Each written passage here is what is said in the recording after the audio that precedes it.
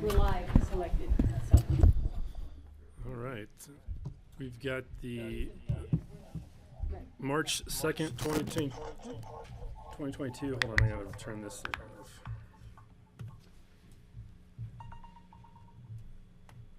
There we go. Or do we? Well, at least it's not the problems we were having with our computer over in the new building late I don't yesterday. think anyone needs to Sure. have audio on, right? It just comes through the mic. Is that right? My computer is muted. I don't know how Wow. it's even playing. Is your sound muted? The sound is muted. Look at that. And the I computer, have no idea what's going It on. is. We're good in now. person. okay. All right. Love It's it. the March 2nd, 2022 APCHA regular board meeting. And Cindy, please call the roll. Okay. Skippy, Present. Allison, Present. Carson, Here. Kelly, Here. John, Here. Rachel, Here. and Francie. Here. Great. Thank you. First item on the agenda is public comment. Do we have anybody that would like to make public comment? Doesn't look like we have anybody on the line.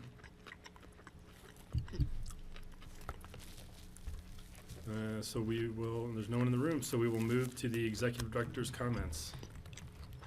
Good evening, everyone. The only things I wanted to flag today were just recognizing a couple APCHA staff members. Maddie over there, it's her 2-year anniversary yesterday with Hey, APCHA, Maddie, thank you. and beating her by 30 years. Cindy, it was her anniversry yesterday. Does that deserve a standing And, ovation? yeah. Yeah. We'll save that till she hits 40. Gosh, I hope we do more I for did you tell than him that I just doubt I'm this. gonna make 40. That would be 8 more years and I can't do And that. Cindy really is the institutional memory and the most important member of the team. So I just wanted to really give her a huge shout out for all her many, many years of hard work and, keep it up, but also take a break when you need to. Started out when I was 10. Yep. So those are the only things I just wanted to flag today. Diane, do you have anything you'd like to mention? Nope. Shaking her head. Thanks. That's it for us. Child labor laws were so different back then. Okay, and Cindy, the We don't, notifications. we don't have any new additions and rentals this week or ownership, but please just remember to go on our website, apcha.org, and sign up for notifications. Very good. Okay, next item is the consent calendar. Just one item on there, the minutes of the February 16th, 2022 regular meeting. Any additions, subtractions, changes? If not, take a motion to approve. I'll move. Second. Okay, and I believe we're still roll call vote. Okay. Allison, Approved. Carson, Yes. Kelly, Yes. John, Aye. Rachel. Yes. All right. Moving right along. You're way ahead of schedule. Way ahead of Very schedule. ahead of schedule. Okay, so we've got the next item on the agenda is the approval of resolution number 2022-02, statement policy on voluntary incentivizing right sizing of the program. And Cindy, are you gonna introduce this? Unless you want to. Yeah. I know this isn't something I know that APCHA usually does, is kind of resolutions, so totally up for discussion if you want to set a precedent or not, but we in staff we really want to just hit that urban myth right between the eyes, and that urban myth is that any kind of right-sizing program might be compulsory. So this was just an idea for discussion to just get it on the record by you guys unanimously that any right-sizing program would be 100% voluntary. So that's the idea behind it. Then staff can say, as a unanimous resolution taken on March 2nd, the APCHA board said that any program will be 100% voluntary, and then we can just destroy that urban myth immediately. But this is also something that you guys don't normally do. So if you don't want to set the precedent, absolutely. But it was just an idea. So I will turn it over to your learned discussion. So do we have any questions for staff on this first? Are you getting feedback that it's a forced program? Yeah, Really? yeah. Right off the bat. I mean, urban myth feedback, but, you know, rumors, folklore, discussion, you know. Slippery slopes. Yeah, exactly. So, yes, Wow. Okay. very much so. Do we have to introduce it and then discuss it, or It's a little bit different. We don't. okay? Yeah, because it's not changing regulations or anything. It's just, you know, almost like a It's making a sense of the statement of house fact, kind of right? thing. But if you're going to approve it in the memo, there is a recommendation, so that needs to be read. Okay. And also, you voting on this does not tie the hands of any future board. Yeah. This really is this is what we think right now. Rachel? Yeah, I was just going to say, it is somewhat policy through ComDev when we are changing land use code to adopt a policy resolution first that just states the intent of what the work is going forward. And so I think that this is very much in line with that and quite appropriate. And it can, again, be changed if a board is changing it to, at some level or some way in the future, make it more of a mandatory thing. Thank you. Yeah, and I will, John, to answer your question, you know, I sat in on a conversation with the senior services, the Pitkin County Senior Services folks, who had asked to just sort of have a forum to relay, and Matthew joined me on that call, and, you know, they did express concern and fear that seniors would be, you know, forced to move either out of the program altogether or into smaller units. So there's been direct lines of communication along that front. Allison? I will say that I really appreciate this resolution. Since it's not typical, I saw it and was like, how could we possibly be voting on anything that has to do with right sizing today? We haven't even had the conversation yet. And then when I saw what it was, it sounds like staff is really listening, because I know the board, I think Kelly brought it up when we discussed last time, like the board wants to come out and put this to rest, as you said. So I think I feel like it's a good motion, and that we're being listened to. And I would like to acknowledge that it's not fully backed by our whole community, and we know that. I think the board is in unanimous support of this. We'll find out in a second, but there's absolutely people in the community who we have heard from, and I don't want to pretend like we haven't, who want it to be a mandatory program. They want work done, you're out, or you can only be in a house that's the right size for your family, or all rentals. So we have heard opposition to even this pretty upfront resolution, but I do appreciate that we're starting off the conversation by promising people that their homes are their homes.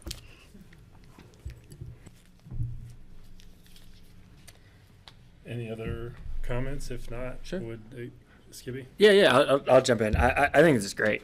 I so appreciate us communicating with resolute clarity about our intentions. I think that the more we can do that with the community, the better.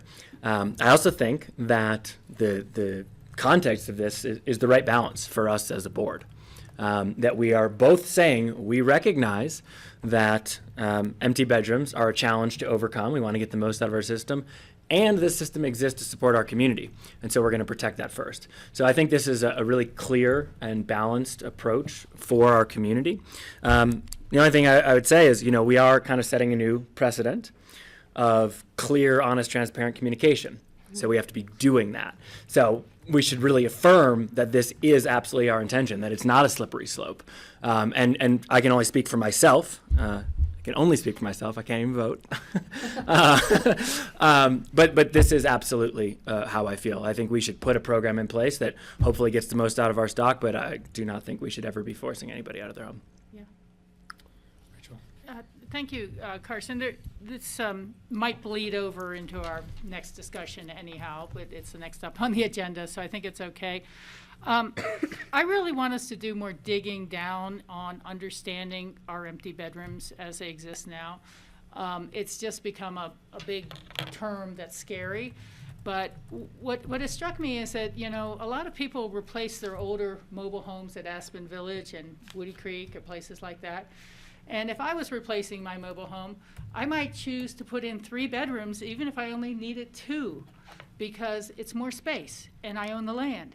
But we're now counting that as an empty bedroom. How many were just people in their own spot who replaced their older mobile home and made it larger? We don't want to discourage that in the system, but we don't want to now say, wait a second, you've got an empty bedroom, we've got to do something with you.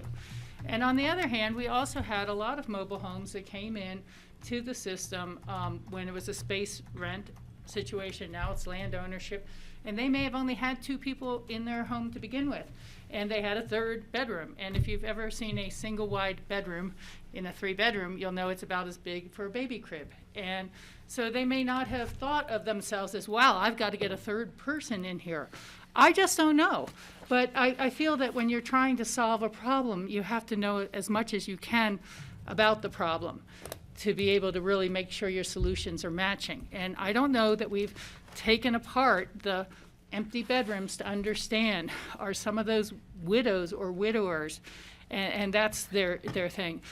Is there something that we're looking at with the deed restrictions that may expire, is how likely are they to pass away before that deed restriction expires, if it's 21 years past the life of somebody, Michael Kinsley of Board of County Commissioners. And so it also then begs the question on the empty bedrooms of how long have they been owned, and is it likely there would be a natural turnover that would occur in 2 or 3 years without large cash infusions into the program. And so that's just one point. But I feel like whenever something becomes a big, scary number, oh my God, it's 150 empty bedrooms. Well, let's break it apart and see how many we can really affect. And with that, we can target our efforts. Thank you. And I'll just add to that. I mean, some of those could be, I guess I'm wondering, I would guess that some of those might be, a couple and a divorced couple who has an extra bedroom for children, which they're allowed to have. Yeah, because in the kids system. visit back and Right. forth.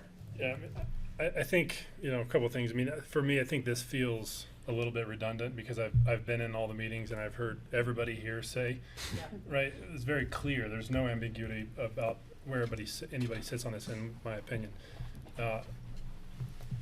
But, I mean, an empty bedroom is still an empty bedroom, Yeah, right? I agree. And I think the key here is incentivize, right? I mean, again, it's voluntary. Nobody's forcing anything. And so, I think that certainly is something, if we're going when we go down the road of What does it take? of monetary incentives, absolutely. I think, kind of like to try and start with anything we can get done that doesn't have a cost on it first, and just kind of see where that leads us. And then, obviously, then the much harder question is when we start involving, or if we start involving monetary incentives. Yeah.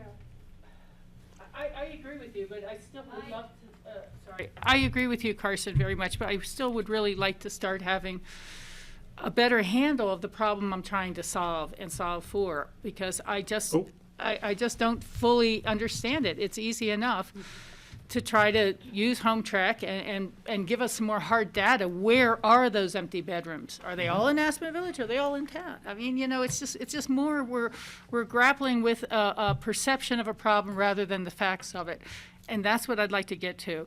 And I also we'll get into the rest on the next conversation, but I don't have it.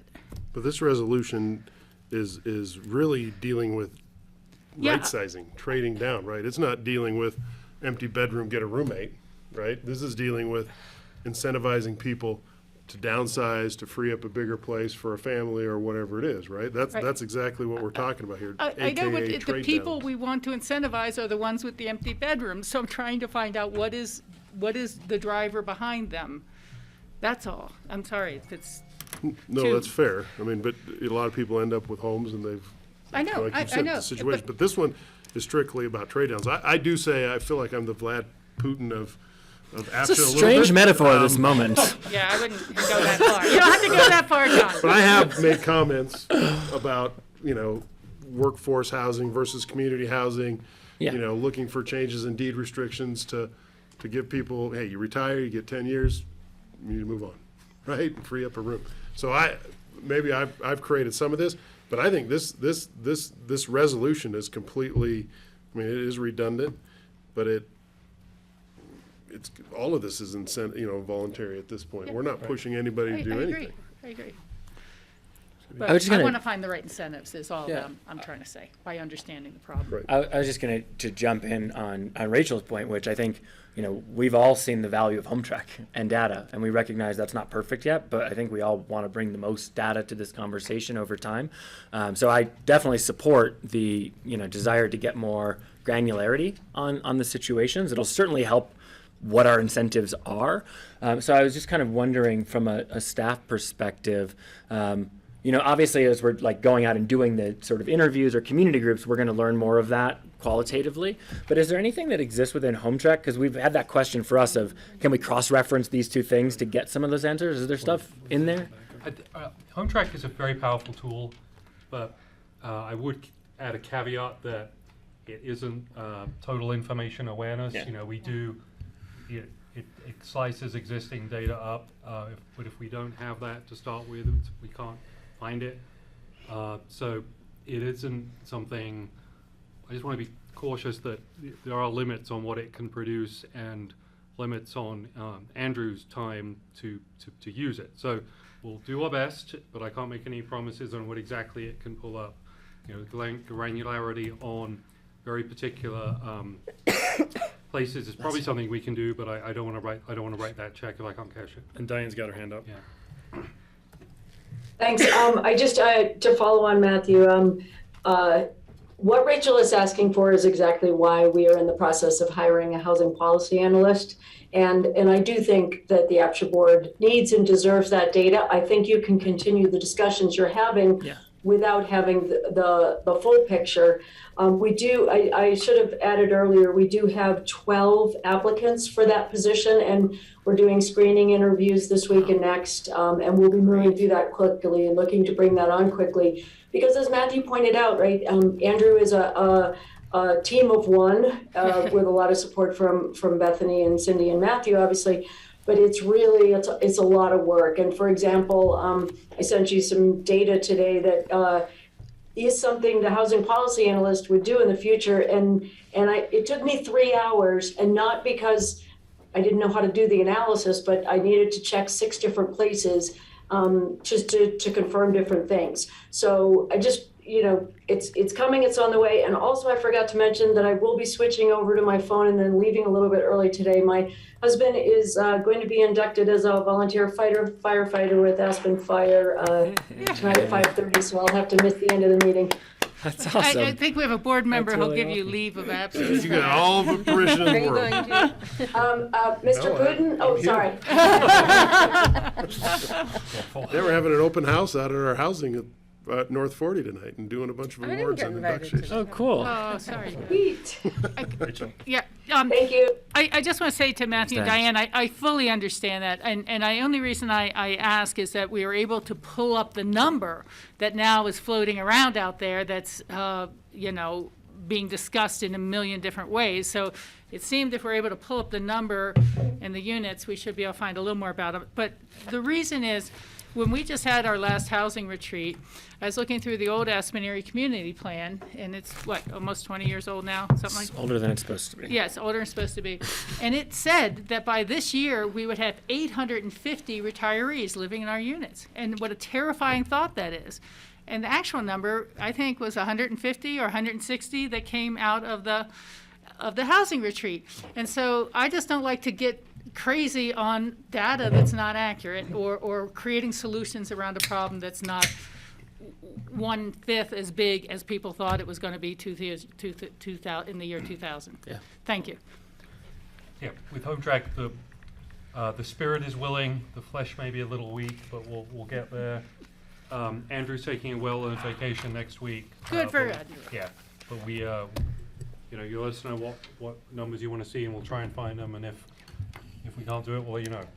Yeah, and I think, I think that, we don't need all that information immediately, right? no, We're no. trying to figure out Right. what incentives will As we fit. go, yep. And so as we go and as we interview people and hopefully as we bring in existing data, it's just going to get better and better over time. And I think that's what we're looking for, right? Yeah. Yeah.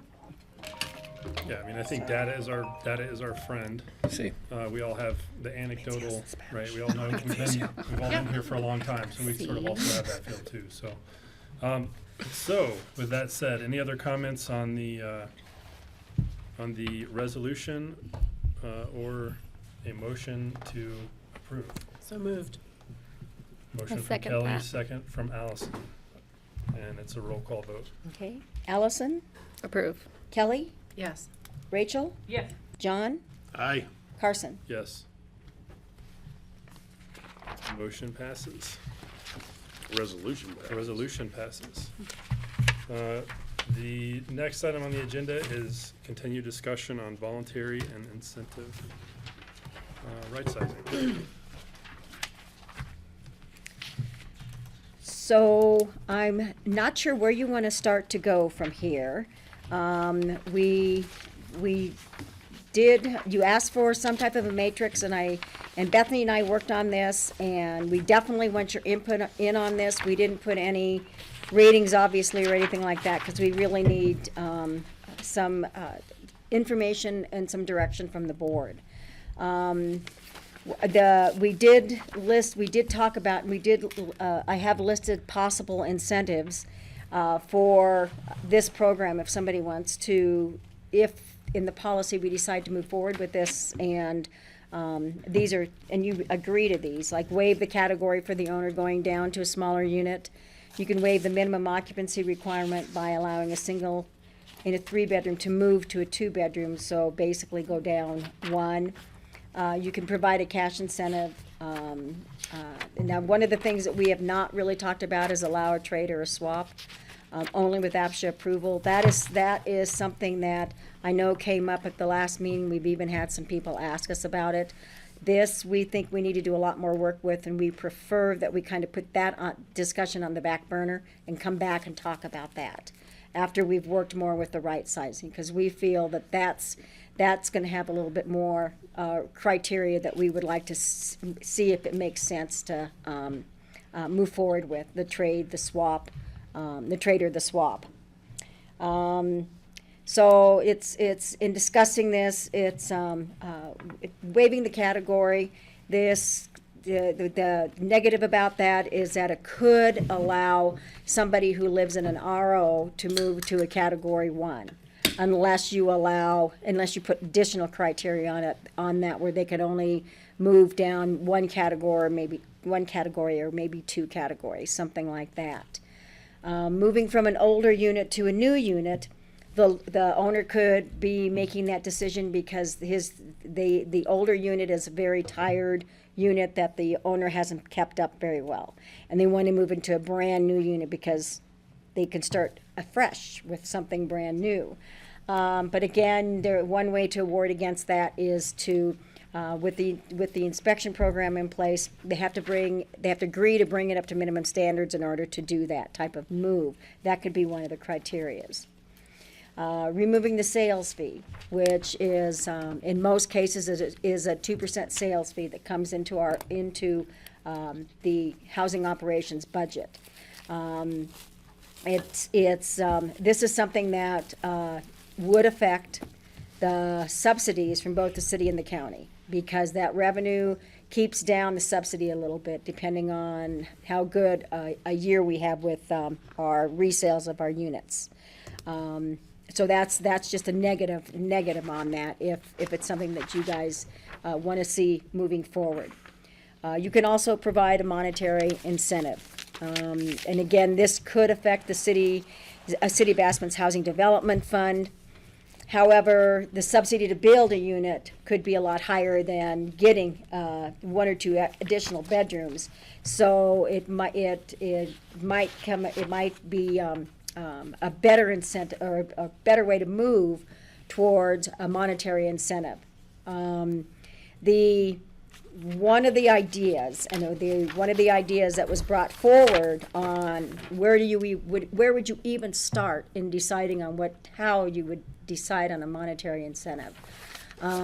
Chris Everson, who's the housing project manager for the city, he came up with this methodology of using what the fee in lieu is plus what each unit's FTE, full-time equivalent, is worth. Like a studio is 1.25, a one-bedroom is 1.75, two-bedroom 2.25, and a three-bedroom a 3. So if you're moving from a 3 down to a 1, the difference between 3 and 1.75, you would take, is that 1.25? You would take that, and if you're in a category 3, times the category 3 fee in lieu, and that would be the incentive that you would get. On top of when you sell your home, you would get that what you would, based on all your costs and stuff, what you would get from that. So that's one idea that you can look at. To me, that it made sense because it was something that you could fall back on. That isn't just something, well, you just come up with a number to provide. So this kind of made sense. I almost at one point in time thought maybe you could provide credits through the credit program, but that doesn't get us any additional housing. So something, an actual unit. So that to me, and that's not our decision anyway, we would have to go to the Community Development Department and to City Council to approve that, because that is in the land use regulations. So there's it, and I don't know if you guys have any other ideas, but believe me, we'll listen to them if there's any other out there. So I don't know if you want to start with looking at the actual matrix itself, which is the one before, I think this one? This one right here, whether we have all the things that are going up to look at and all the things going on the side, whether they make sense to you, whether, like the top one, Incentivize, voluntary right sizing, that to us was a city-county policy. A lot of the other ones we believe are APCHA policies, that the APCHA board can take forward a policy for approval. I mean, this is really for Francie, Kelly, Skippy, and Rachel. I mean, but to me, I mean, yeah, any discussion about anything monetary, I mean, it's really got to be driven by the city and the county, right? I mean, because we don't. I mean, you're the one footing the bill, so. Yeah. So like I said, I mean, I had it. I'd sort of envisioned starting off and seeing if there's some low-hanging fruit, if there's some easy, free policy changes that aren't costing us anything that we can put in place. And I mean, I mean, there are always unintended consequences, but trying to think through as much of that as possible and just seeing if there's some things that we can at least start to take small bites at this big problem. Yeah. Kelly? I have a basic question, and then I have sort of a process inquiry. So I guess I'm not fully understanding when we're talking about someone who's moving from a unit to a different unit. Is their sale price in the unit they're leaving following them to the unit that they're getting? Or is there, there's going to be differences there. So how are That's we a really good question. accommodating those? Yeah. Do you, because, and that's something that I apologize, I totally missed in this. Because when you sell your home, you get the proceeds from the sale on that. But then if you're moving to another home to purchase, you need money for that one to purchase as well.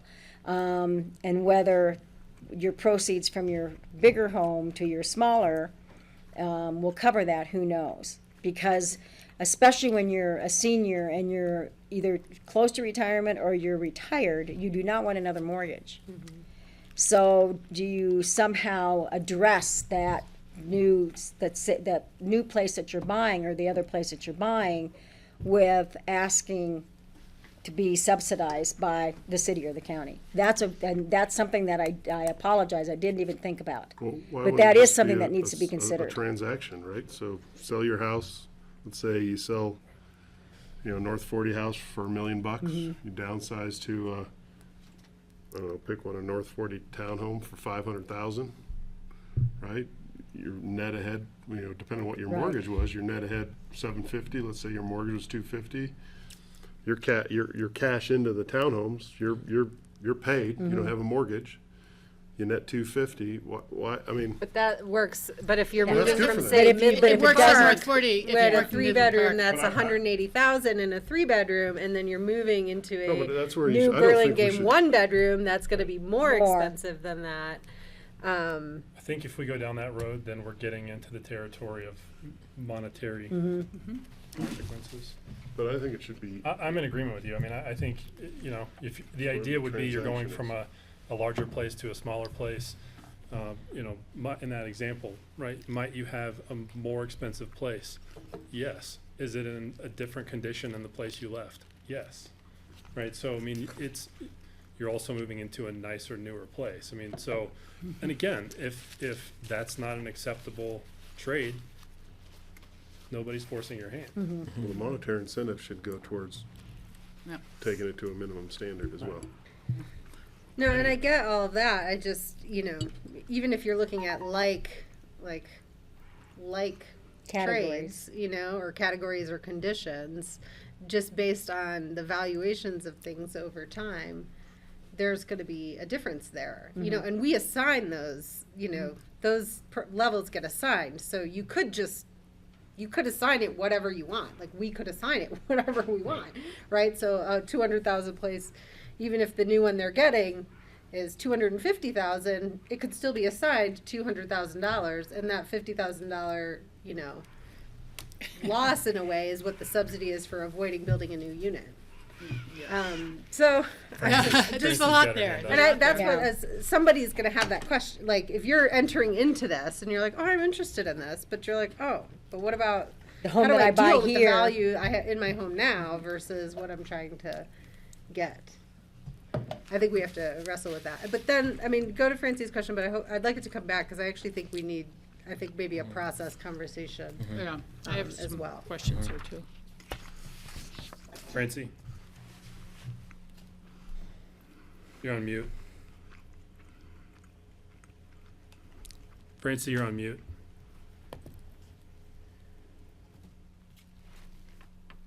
Okay, there we go. John, help me with the math here. I think you said if you have $1 million unit, but you want to downsize and your new one's 500,000, you're going to come out 750,000 again. Could you explain that to Well, me? I said when you got a mortgage, let's say you had a mortgage that you've paid down to 250 on your $1 million unit, right? So the transaction is sell your unit for $1 million, pay off your mortgage, you got 750, you buy a $500,000 unit. With that 750, you've got 250 net and you have no mortgage, right? That was kind of my math on that. Okay, It was thank you. purely hypothetical, sorry. Yeah, I don't no, think I we get should, it now. I Thanks. don't think we should allow, I think you should be category specific based upon where you are today. Right, so maybe, I'm using North 40 again, maybe you were in RO housing when you moved into North 40, built it, whatever. Now you're retired, I don't know how retirement assets fit into that calculation, but now that you're retired, you might have dropped down income category to a 4 or a 2 or a 3, whatever. You have assets, I don't know what the retirement assets count in that asset cap for categories, but I don't think you should have let somebody trade down to any kind of category if they don't qualify for that category. I agree, yeah. And, I mean, so just from a quick legal question, so in that instance, I mean, so say you did want to just allow somebody to swap and basically take their maximum sales price to their new property. I mean, can we even do that? No, Okay. no. No, it's not, so what you're saying is that, I guess I don't quite understand, where are we echoing? So, Say that one so more my time. question is so like we're talking of, I mean, so I think that it should be, like John said, you sell your unit and then you buy a new unit, right? It's a transaction, sell, buy. So my question is do we even have, legally, can we even say, well, okay, you paid your max sales price on your old unit is $250. We're gonna just say that the max sales price on your new unit is $250, just so that can we even do that? Not if they, I mean, if it's a brand new unit and the city says, fine, we'll go ahead and we'll set that price. They would be the only ones that, or, because I'll tell you, like if somebody wanted to do that with my unit, there's no way that I would say, I'm not gonna sell it for less than what I can get it for. So no matter what, the home that you're gonna be buying, if you're buying, or if you're doing any type of trade or swap, or if somebody is moving out of that and it's a resale, like with going through us, but you allow somebody the opportunity to first priority for that, for somebody who wants to downsize. That seller of that is expecting the maximum sales price. You can't just say, well, I'm only gonna offer you this. That you can't do that, do it that way. They're expecting that maximum sales price. Right. Yeah. Yeah, so I think if going down that road, again, we're veering back into the monetary Yeah. territory. Yeah. Yeah, I guess I was thinking of like after that sale is closed, you know, the person who's downsizing, whatever their incentive they agree to, you know, doesn't then necessarily, like that resale value can start somewhere new, right? Like we could decide that would start somewhere new. So, you know, the person who's owned it, so I'm person B and I'm selling it to person A, you know, person B is going to get the amount that they expect, and now part of person A's agreement to that transaction is their price is going to be a different cap, right? As part of the way that the program could function. It's just Yeah, but where does the seller get where does the seller B has their money and they're gone, and if there's a difference there that has to be made up, that's where part of the financial subsidy Okay. question comes into play. You know, so I would just, I guess, throw that out there as something to keep in mind of different levers that could potentially be pulled, you know, along the way. But I guess for me, I mean, I think it would be helpful, like procedurally, I think it would be good to sort of get everything on, you know, like throw out all the ideas, get all the ideas that have been talked about over the last 15 years and, you know, but then we need to sort of, I think, shop this with the people who would participate in the program. You know, like I don't think we should get too far in saying this is what we think. You know, I think we can do the matrix and work out, does this require a financial contribution or not? You know, if someone's coming out net ahead, you know, is like we can identify that potential. Is there an unintended consequence? We can identify that in the conversations. But I think as far as us deciding which ones would work, I think we need to sort of stop before that point and go to the 100+ people who have extra bedrooms and sort of have that qualitative conversation. Like, what would you be inspired by? You know, like what would work for you? What would you be interested in? And for me, that would be important feedback to have before saying we should pursue this or that. You know, or going to my board and say, we need money to do this because this is what we've heard is going to be the most powerful incentive. And look, it's so much cheaper than actually building a unit. So maybe we look at that. Sure. Yeah, thank you. There's a lot in this conversation, and so I want to flip at least one question out there for everyone to think about, because we're thinking right now about all the incentives that we could potentially put on the table.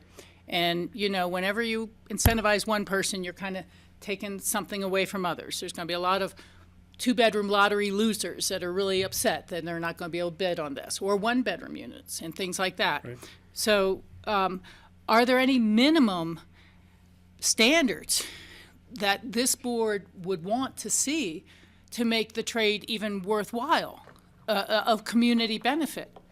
I mean, and I don't want to go too far into crazy hypotheticals, but would it be worth all of this to get a single parent with 2 18-year-old twins into a 3-bedroom, and those 2 twins are going to be gone very shortly, and it's a single person back in a 3-bedroom? Is that worthwhile? Is it, as I said, is it worthwhile if you're doing this, and then the person who wins that unit legitimately is 10 years from retirement, or 10 and a half, because then they're not allowed to buy if they're only 10 years from retirement. Would that make it worthwhile for the money or whatever we end up? So that's all. I don't have an answer, but are there any minimum standards that make it worth the exchange for the bedroom? So that's kind of the first thing. The second is, I think we need to think about how many we think we can capture and do. If it's 150 empty bedrooms and our target is 30% of those, we're going to get 45 bedrooms, we can start to say, okay, what are the closing costs for those people on their new home to buy and that they're going to sell and buy, and moving costs? Is it just the 2% sale fee that we should be waiving and looking at? What is the total package of dollars that would probably get someone to say, this is worth doing? And, you know, I could see once we have a kind of a number or target, maybe it's 10 a year or maybe it's 15 a year, I don't know what it is, but, you know, to say to the city and county, should we split the not collecting the resale costs? I could see doing something like that, but it needs to be at some manageable level. And I really, really am concerned about, somebody had emailed me today, why are there so few people bidding on that 2-bedroom at Hunter Creek? Why do so few people bid over there? And it's like, because the buildings are falling apart, because the HOA's dues are too high, because of this, that, and the other thing. And so I think that for the most part, people who are going to really consider this trade are only going to do so when there's nicer, newer units to be had. Convenient, modernized, the heating systems work, things like that. And so we're really, how many of the new units or the better units that people would love to have and put their name in to win are we going to take out of the pool, and for what community benefit? So that's where I just want to be able to say, this is the benefit we're getting. We're either getting 2 working adults in that 3-bedroom house, or they're going to be working at least 20 years, or they're going to be selling it. Or what is that benefit that matters? That we would put more taxpayer dollars in this and out of production and exclude all these other people from the lotteries. So that's why I'm saying we need to think about what is the minimum benefit other than there's a new child. I mean, and I'll be first to say, I believe that families with children need to get into those 3 bedrooms and vice versa. I really believe in right sizing, but I just don't like throwing darts at a target and hoping that one of them hits the bullseye. And I'm feeling a little like that. So that's all. I'm willing to support money, but I just don't think we've gotten a grasp around how much it would cost or where it would go, and what does it do to the other people who've entered 20 lotteries and still lost.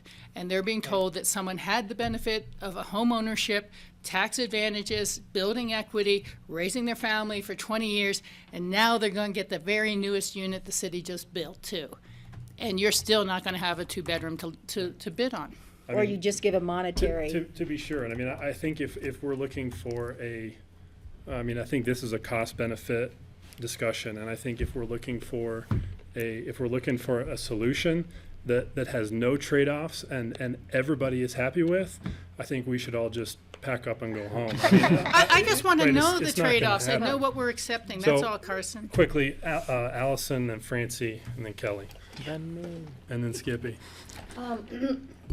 Thank you. I put my hand up in response to Rachel's first question, thinking that we would all answer that. So quickly, I'll answer that I think one way to keep from kind of the wrong trade-offs would be not really supporting some of these, unfortunately, non-financial incentives like waiving categories and waiving person occupancy requirements. I think those, it's going to be a while before you convince me that either one of those is beneficial, because then we are, like you said, prioritizing like a couple moving from a 3-bedroom to a 2-bedroom, and us saying, yeah, you guys should get first dibs on that, is basically APCHA saying, like 2-children households get priority over 1-children households, because we're going to let that 3-bedroom open up, but we're going to start letting people bump to the top of the line of a 2-bedroom. So I think, and that's a terrible example because actually 2 people can bid on a 2-bedroom, but I think we start to play with the reason these requirements exist is for the benefit of the program and the people, including the category requirements. I think one of our fears is that maybe really wealthy people will be able to downsize into a lower category and then bump those lower category people who can't afford what they were giving up, even if it was the same family size. But we also have requirements about bidding up too much. And as Kelly brought up, and Cindy, like once you're near retirement, your wealth may have gone down so much that I think it should be based on your current status, because if you own a category 5, if categories are waived and you bid above what you can actually pay, when you're really looking at the same things we're telling all buyers to look at.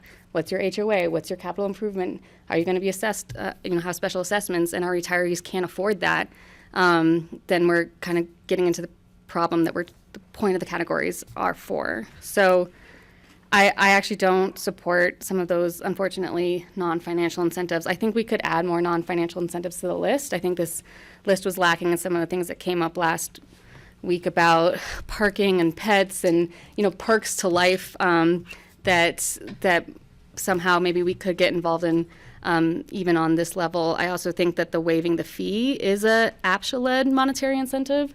It's the one that we wouldn't have to go to the county and the city for. Does that go to you guys? Okay. Lowers the budget revenue of the. Well, then we would ask for more money from you. Yeah, okay. But I think that's something that we could. Yeah. So that's it. Some of the thoughts, and then I did have questions about this matrix, if this is what we're going to use, because I tried to fill it out, and for APCHA waiving sales fee on voluntary right sizing, what would I put under condition of unit for that? So I didn't quite understand how you would mark the matrix going across. I know, it was difficult. Okay. So, and it could be that some of these belong down here and something else needs to be up here. And, Okay. But yeah, I think maybe that's a process question, how we're going to go about prioritizing. Francie? I'm actually looking at it from the opposite perspective of what Allison said. I'm more concerned about people whose income and assets have increased while they've been in there. So do they have to qualify again to get a new unit? Or is somebody who has, been in business for a long time and they qualified when they first went into their unit and they had 2 kids and that was really great. But now they have assets of $1.5 million and their pension or their retirement is really high. So do they get automatically to go into a downsized unit and then thereby make a lot of money on subsidized housing? Well, that was my question too. You're getting to a certain age, what do your retirement assets, your other assets count towards your category? Because Your income net assets could do. be significantly different. Yeah. But if you're retired, I believe you get 140%. It's more than what is listed for the maximum assets if you're retired. Because you're not making any income. You're living off of your retirement. And I also believe that we still have in place and Bethany, you need to verify this for me. I think we take just 60% of somebody's net assets. I still think that's still in place. 60% of retirement. Yeah, so we don't do 100% of retirement, it's 60% of somebody's retirement. 60% of retirement assets, Yeah, IRAs, if et they're, cetera. yeah. Well, But so that doesn't really answer my question. Do you have to requalify? Because Yes. we know there's people with a lot of money in affordable housing. Yeah. And that is my biggest concern about affordable housing. And David, we connected on that one time. I'm concerned that housing is not available for people who really need it, because I'm not saying people have gamed the system or anything, but they did buy something when their income was lower and now they have a really high income. And in my opinion, they should be in pre-market housing if there's any way we could help them make that happen. So I'm concerned that now we have 2-bedroom or 1-bedroom units that we have a lot of the workforce who would love to have, but we have people who have a hell of a lot of money downsizing into that, walking away with $500,000, $1 million. I don't even know how much. I don't know what the numbers are, but that's my concern about this. Yeah, I mean, they would have to requalify. You have to Yeah. requalify whether you're downsizing Yeah. or not every 2 years. And I there's, mean, well, but No, from once the you're asset out- not your standpoint, not your there's- category, but you have to show that you're working. You or, have to show yeah. you're working. Yeah, and actually, you don't don't have even to have to show your show income you're if working. you're We take their owning. word on an affidavit. But anytime anybody wants to move into a different unit, they have to qualify, fully qualify for that unit. Asset, category, minimum occupancy requirement right now. Right. Okay, and that's 60% of assets and income. Right. Yes, It's full income. Thank you very much, it's Cindy. full income. It's Yeah. gross income net assets, and 60% of that if you're retired.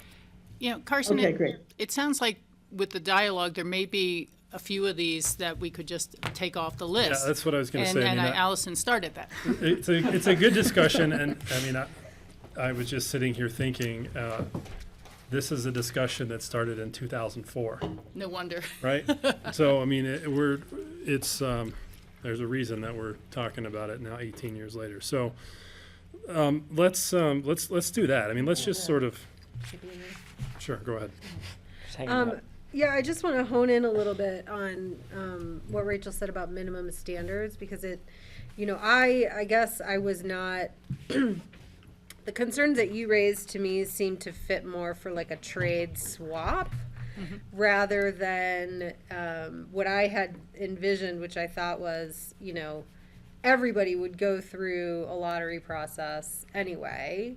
It's not like somebody would say, ooh, look at this unit that just got listed. I'm going to call and say I want to be in the trade down, or I want to be in the right sizing program because I want to live in that unit. I think it's more of like a general, I was thinking of it more as a generalized program that someone would say, okay, like these are some really good incentives for me to try and get into. In that lottery. Yeah. Is that what you're saying? But not an automatic in. Exactly. I had and that they question. would, that those incentives would come to fruition as part of the closing on that lottery. Right, If they won win. the lottery. Right. That makes a lot more sense to me. Except So for I it don't know. probably will not, if our objective is to get them out of the house that they're in, for people who have bid for years and years and never won, like, we're not getting that house opened if they're in the lottery. But I have that same question, like, do you get But if bumped to three the top people just want to because you're downsize to that downsizing? same unit. Well, then you you're get gonna- like the same as in complex. They get priority. Like there's a couple weeks where they get to say if they want it or not. If no one does, then it goes public. You could have the couple of weeks where then right sizing gets to say if they want it or not, and then it goes public. That could be how each one is. I didn't know when and how they get bumped to. This house is actually going to go to the person who's voluntarily downsizing instead of it's going to go to the public lottery. We haven't decided that. Yeah, and that's right up there. one of the things that would essence. have to be discussed Yeah. when we go Okay. forward with policy. And I think it's still your turn, but it reminds me of a question that, so this fee in lieu and FTE, that is applied to the purchase, or that goes in your bank account, and then you obviously use those funds or others that you already had to buy your new house? Or if you're, I mean, it would be a monetary incentive for you. And maybe the only time you get a monetary incentive is if you opt to leave the program. That's great. Totally. That's up the your alley. only time you get a Because- monetary incentive. If instead it's applied to your new purchase, your North 40 townhome instead, then we're encouraged, it's more profitable to stay in the system than to leave the system or to retire to Junction or something. So okay, that's very interesting as well. Thank you for that clarification. I'm sorry. No, you're good. I've raised my Kelly, you're done. thought, yeah. Cool. I appreciate all this. I think there's all of this stuff is interesting, and I think we're really starting to get far down the rabbit hole, further than we can really get without more information. So my suggestion is we do a 6 to 12 month pilot program that is as simple as possible. We just literally send out a letter, handwritten letter, signed by Matthew, to every person who has one or more empty bedrooms. And it just says, hey, if there's a unit that becomes available, you get to have you get to sort of jump the lottery line for that unit. And you get to go before everyone else, and we can talk about the parts you have that are a concern around that. But in doing that, we let the community, the market, tell us what they're looking for. And in 6 to 12 months, we might get no takers. we might get 50. But every time there is one, we're going to know because they'll tell us exactly what it was. And they'll be on the lookout. If they want a new unit, they'll be on the lookout for Burlingame 3. If they really have wanted a place for a dog forever, they'll be on a lookout for that. And if one comes available, they'll do it. If they want that, lower floor unit because of ADA issue, they'll look at that. And so we'll be able to see in the field what is and isn't working right away. And while that, and it doesn't get into category, it doesn't get into incentive, it doesn't get into finance. You have to, where you are today is where you get to be. So we'll learn a lot as we're doing that. And then as that's happening, staff can be doing all that user research, meeting with the small groups, doing the survey, and getting that information that way. I think that's the simplest way we could start to get real, tangible answers immediately and maybe deliver actual bedrooms for the community very quickly without getting into all that complexity that we'll better understand at the end of that period. So you're just offering first in line for All of lottery. Burlingame 3. It's exactly, I'm not. No. that's exactly what I'm saying, and it should I also know be. it's what you're saying. But it also should be really clear, right? Like Rachel, you've had your place for a long time. You've had your place. I am the person that's going to get disadvantaged by that. I'm the person out there bidding on every category 3, 1 and 2 bedroom unit. But if we continue to operate from the perspective of what do I get for me, that is not a community housing program. We have to ask what's better for we. And I, as the person who is applying to that lottery, have to be smart enough to recognize that from a community standpoint, having more units available is better for everybody. And there's going to be other product coming. So I'm fine with that. Well, I think the easy way to do something like that is kind of what Chris talked about at the last one of just for Burlingame, whatever, earmarking 3 units, 5 units, whatever, right? That's a set. trade-off That's why where I it's- said, how it's many, not what's our everybody, but target? John, I know you had a, Well, I'm kind of on the same lines as Skippy. We kind of went straight to the monetary right. program discussion. I talked about a swap board yesterday, or last time. Cindy poo-pooed it because of, you're trying to take a little bit of the backdoor dealings with people. I had just a quick thought on that. For a swap thing, if there was a way to do, because the concern is that you would have some under the table dealings. I think you get to do it an anonymous swap board, much like send a letter out to everybody that Can't says, do an hey, anonymous swap. Well, Can't an be anonymous anonymous. board saying, RO house potentially available in, and I go back to North 40, but North 40, anybody interested, owners looking to swap to a category 5 unit now because that's where they qualify. And then you income see the wise. unit, decide I do really want They it, get you to know who look the and they owner get to- is, and you Well, take them out to dinner. But what if, as part of that whole thing, what if you had them sign something, that under criminal penalty affirming that they did not do it, and if they did, acknowledging there would be criminal penalties for I don't know. Well, we do that now. That's already Yeah, in we do there. that now. And would if it still be, anybody's- I mean, like, they could Anyway, sell it to sorry, APCHA, I and you're interrupted buying it John. from APCHA. But and I just trying to think of a way to put people together, right? And you can do. I think the letter, like Skippy had mentioned, would be a great thing to see if anybody's interested. For one thing, right? The other part of it is back to kind of Rachel's comments a little bit. There's two comments here. You talked about how we prioritize. I think it should be. You could create a matrix with 4 or 5 items in it that said, all right, net bedroom gain is probably your biggest, right? You go from a 5 or a 4 bedroom to a 2 bedroom, whatever, you're picking up 2 bedrooms for the program and getting them back into it. The other part is why somebody would downsize from a bigger place to a smaller place. You talk about it all the time. Is maintenance costs on that more expensive Yep, unit. I Right do. now, somebody's on a fixed income or looking to be on a fixed income in a couple of years, and they want to get off of the big nut that they've got to take care of something properly. That's a huge incentive for somebody. Yeah, I know, I agree, there's a lot of incentives out there, and I really would like to see something going. I'm just not willing to say all 50 units, however many people come in 1 year. I feel like I need to limit the number, because I think there's an equity question for people. And, at some level, I like to ask, what is the long-term outcome of this? And it sounds to me like we're going to start directing the housing program available units towards retirees and families.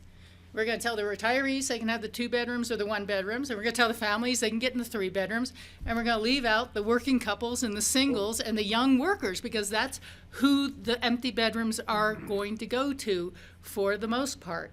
I mean, that's where I see Well, and this. that was one more comment. Yeah. Sorry. Oh, I'm sorry, I thought you were Was done. when we did the fire department housing thing, we did a survey of all the firefighters, right? And so we got an idea that firefighters wanted bigger units, 2 and 3 bedroom units. Well, 2 years later, we built the firefighter housing. We're doing another survey, and that volunteer has shifted. Now they wish we'd had more 1 bedroom units, right? We're gonna fill, people are gonna have roommates and potentially in these rental units. So that shifts too, right? Yeah. And that did exactly feel that way a little bit, that you're prioritizing retirees into these smaller units when you potentially have people that And need the families smaller into the units bigger too. units. That's what But will family, be the to net me, result of our money family being is, spent. Family leads to community a little bit. Yeah, too, right? as I say, I realize the need and how to do it, but the one thing we're not putting on the table that maybe as a board we could, and be a letter to the city and the county suggesting that we build a project designated and designed to be a move into, move down type of project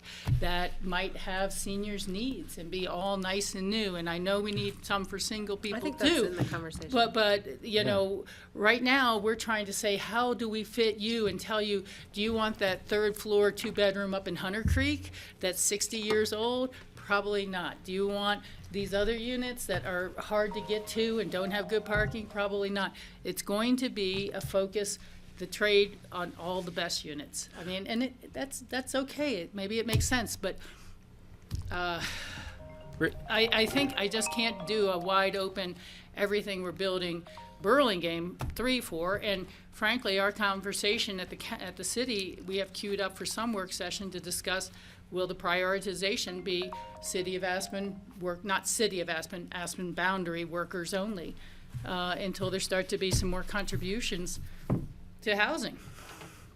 But I can't, say that we're gonna downsize, we're gonna make it a retiree home so that we can bring in more families in the 3 bedrooms. For all the 1 bedrooms we're looking at. We're looking at really lower income categories for the essential workers that are lower income of our community.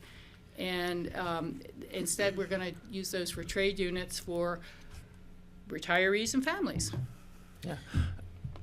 Go ahead. Well, no, I was just going to say the senior housing thing, I think, is something that we are all talking about. But we should send a letter from our board saying this is a critical need, because we're trying to solve it with old pieces here.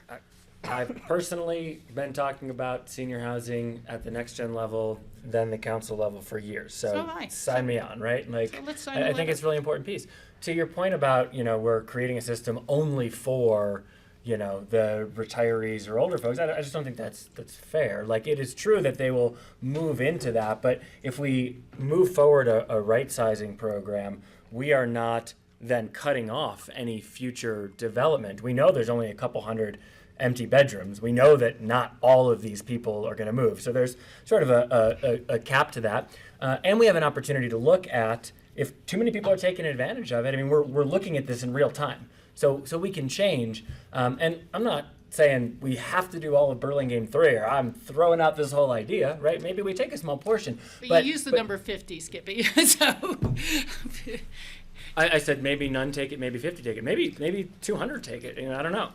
But maybe for the new product, it's a smaller number because we recognize that that's a value. But my point is that the wider we cast the net of availability, the better information we will have as a board of what people really want. And it won't be theoretical. It won't be based on what people say in a focus group. It's going to be real and it's going to be landed. Right. So we're going to be learning very quickly how to act. I would never sell it though, because you're talking about like one specific incentive. Yeah, know? but yeah, and maybe we get none, right? And that's when we're like, well, we really do need to get down this rabbit hole of categories and incentives. But as the first step, it's just the simplest way to have very clear market. So just back to your point about prioritizing families and seniors. So, I mean, right, the alternative is we do nothing, and the family that's in a 1 bedroom right now with the kid sleeping in the bathtub says, I'm leaving. No, right? I'm And so- not saying I am opposed to it, Carson. I'm just Right. saying that that may be the net result of our program over 5 or 10 years. And we, as far as I know, Burlingame 3 is the only 1 or 2 bedroom units that are going to be coming online anytime in the next several years, if not Right. decade. And so that's why, again, I would say, why don't we at least write a letter to say to both the city and the county, start dedicating some of your resources and time and planning to a place that really would become suitable and desirable to move out and into. And let's create that as well as trying to advantage some people by disadvantaging others in the system. And I know we're doing it to get a bedroom. But, and I'm not going to stop the program as this goes forward. I will vote for whatever we come up with, cutting a few of these things that don't really work out right off the list. But I'm not sure that we'll be able to explain the net benefit to the public. I'm starting to get letters right now from people asking, can't we start prioritizing the essential workers only for this program? Essential workers. All on the ski company, all here, all there. People who only service one handicapped person probably don't qualify. I would be more than happy to receive, for my board, to receive a letter like that. Yeah. You know, because really the bigger issue here is that we don't have a continuum of housing. And the market is not filling the continuum of housing. Yeah. And so as our workforce housing is aging out of the workforce, we just now have a senior housing need, right? Yeah. Which the market is not filling and which the community will have to step up and fill. Yeah. You know, so either we're filling the senior housing by accommodating the Within what ongoing we have. retention of them in the housing that they've lived in over time, or we extend the continuum of housing. Yeah. You know, and you know, or we have a senior housing crisis on our hands, which I think is why we say we're not going to kick people out of housing, because we're not looking to perpetuate that. I totally agree, and happy to sign on to that. I think that would be great. You know, Rachel, to your question, and I think how we talk about this to the community. You know, I think of the housing issue, right? Like we kind of have two outcomes: either the community as we know it ceases to exist, or we figure out how to get more housing. That's the reality. None of us here are prepared to accept option one, so we're going to get option two. And so what this program delivers for the community is that outcome with less new development, which is less, you know, character intrusion on our community, and it's less dollars to the taxpayer. I mean, that's what we're getting. Yeah, I mean, for new construction, and you know, I hope there's a day where I can proudly say the county is contributing new housing construction. But you know, in this type of instance, you're almost like getting better subsidy out of each new bedroom you're building by getting people in the old bedrooms, right? Like there's I'm okay with it, guys. Just whatever you come up with. I just think there's going to be a lot of public pushback if we don't say that this isn't somehow a limited quantity. That it can't take the first 10 lotters. Let's just take that off. Let's so Let's just right say it's now, gotta I be mean, limited. Is there anybody that so Skippy, you said you think we should go to all 50. I think it should be limited to some number, 5, 10, 10 units, whatever the number is. So I don't even know where that 50 number came Okay. from. So He didn't say that. Okay, I guess what I'm saying is if we to want me, to cap the radical. number and make it open, that's Yeah. fine. Then we'll learn to that number. Is I there don't any- support Skippy's proposal that we just start a pilot program for 6 months or a year without figuring out some of these things first. I really think that I don't think it's going to be as much market research as you think it is, because it's pretty random what comes up when, and even a full year is not going to give us a typical year of APCHA, right? We won't know what incentivized people and what didn't. We're 1 year off of a pandemic. Maybe more families are moving in or out. You know, like I don't think it'll be the research, any better research than if we actually ask people, which is less risky. And I think I would prefer the conversation to be like, again, what are our priorities? Who are we trying to move where, and what will incentivize them? And then maybe in a month we can say, how would we pilot this? But I think being like, let's just try it is too scary, and I don't think informative enough for me. Oh, but I think with Matthew's handwritten letter to all the builders, that. Well, 'cause- Three Yeah, bedrooms. I don't even think we're in That's agreement the- if that's you the get market to be the research top, you're like if looking you're the for. next, if you're downsizing, that you get first dibs. I don't even know that we've talked that out well enough. And so to say, let's just start doing it. Yeah, I kind of like Kelly's idea that here's the lotteries that'd be great for you, why don't you enter? And you'll have the most chits possible because you've had long residency. Maybe. And you don't have an advantage over anyone else in the lottery other than a few extra chits. And if you happen to win, you'll have these incentives to help you move instead of saying, I think I'll turn that unit down. You know, that's another way to I do hear it. that. Going to the point where, see if there's interest, right? And you've got a set number of units maybe you'd set aside for, and not giving monetary incentives. Right. And just saying, Yeah. hey, are you interested? Here's a unit that's coming available. It's a 3-bedroom, 2-bedroom, whatever it is. And we're freeing up 2 bedrooms in a house or another bigger condo or townhome. That, would you be interested? That's all. That's my market research. Sorry. Such a booming radio voice. I think you could sit in the next room. That's what I think. I agree, yeah. I mean, could for do a me, I survey. think I like really starting at the beginning for me is I'd really like to sort of 2004. dive more into the data and understand, how, like, looking at, okay, we know the units and the categories of the empty bedrooms. Like, do we have any information why those are empty? Like, did they get a divorce? Did their children age out? Do they rent bedrooms to summer music students? Did they always have a 3-bedroom and then they Right. got to buy the land? Right. I guess I don't know how much of that is available from Home Track and if that's stuff that we can start to really call out to understand that. I mean, how many are seniors? How many are, still working? Like, those kind of things I think would be really helpful information to know. And I'd like us to continue our sort of incentive, like our list of like possible incentives, and then go to the list of, those people and just sort of say, like, let's have a focus group and like hear it out, before we develop a program. What's the timing on Burlingame 3? I mean, like, when would this have to Depending on fall? weather and December? supply chain, it's gotten a little shaky because of weather and supply chain. So we're still thinking lottery this winter. They took the crane down. Yeah, the question is going to be whether they can have them all complete and do it all move in at once, or whether some people have to move in while they're still constructing, Right.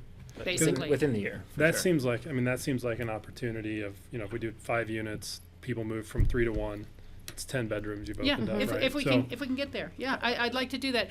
Let me put a question out for everyone to really think about. I'm not trying to be obstinate when I ask tough questions, honestly. But are there any 3-bedroom units we wouldn't accept or wouldn't want? Are there 3-bedroom mobile homes in Phillips Curve or in Woody Creek? Don't we already or- have them in the system? Well, no, I mean for the trade. Would we say that 3-bedroom is too old?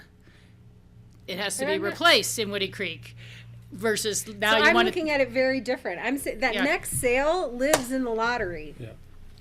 Right, okay, but I was just wondering if we were gonna give somebody the priority incentives and everything like that, are there any units that are problematic enough that we would just say, no, we actually don't want that because it's gonna take another $300,000 to actually sell this person a unit that isn't gonna have 3 hits on capital reserves and all sorts of other problems. So we don't have to decide that now. I just want our staff to be able to think about it as much as anything.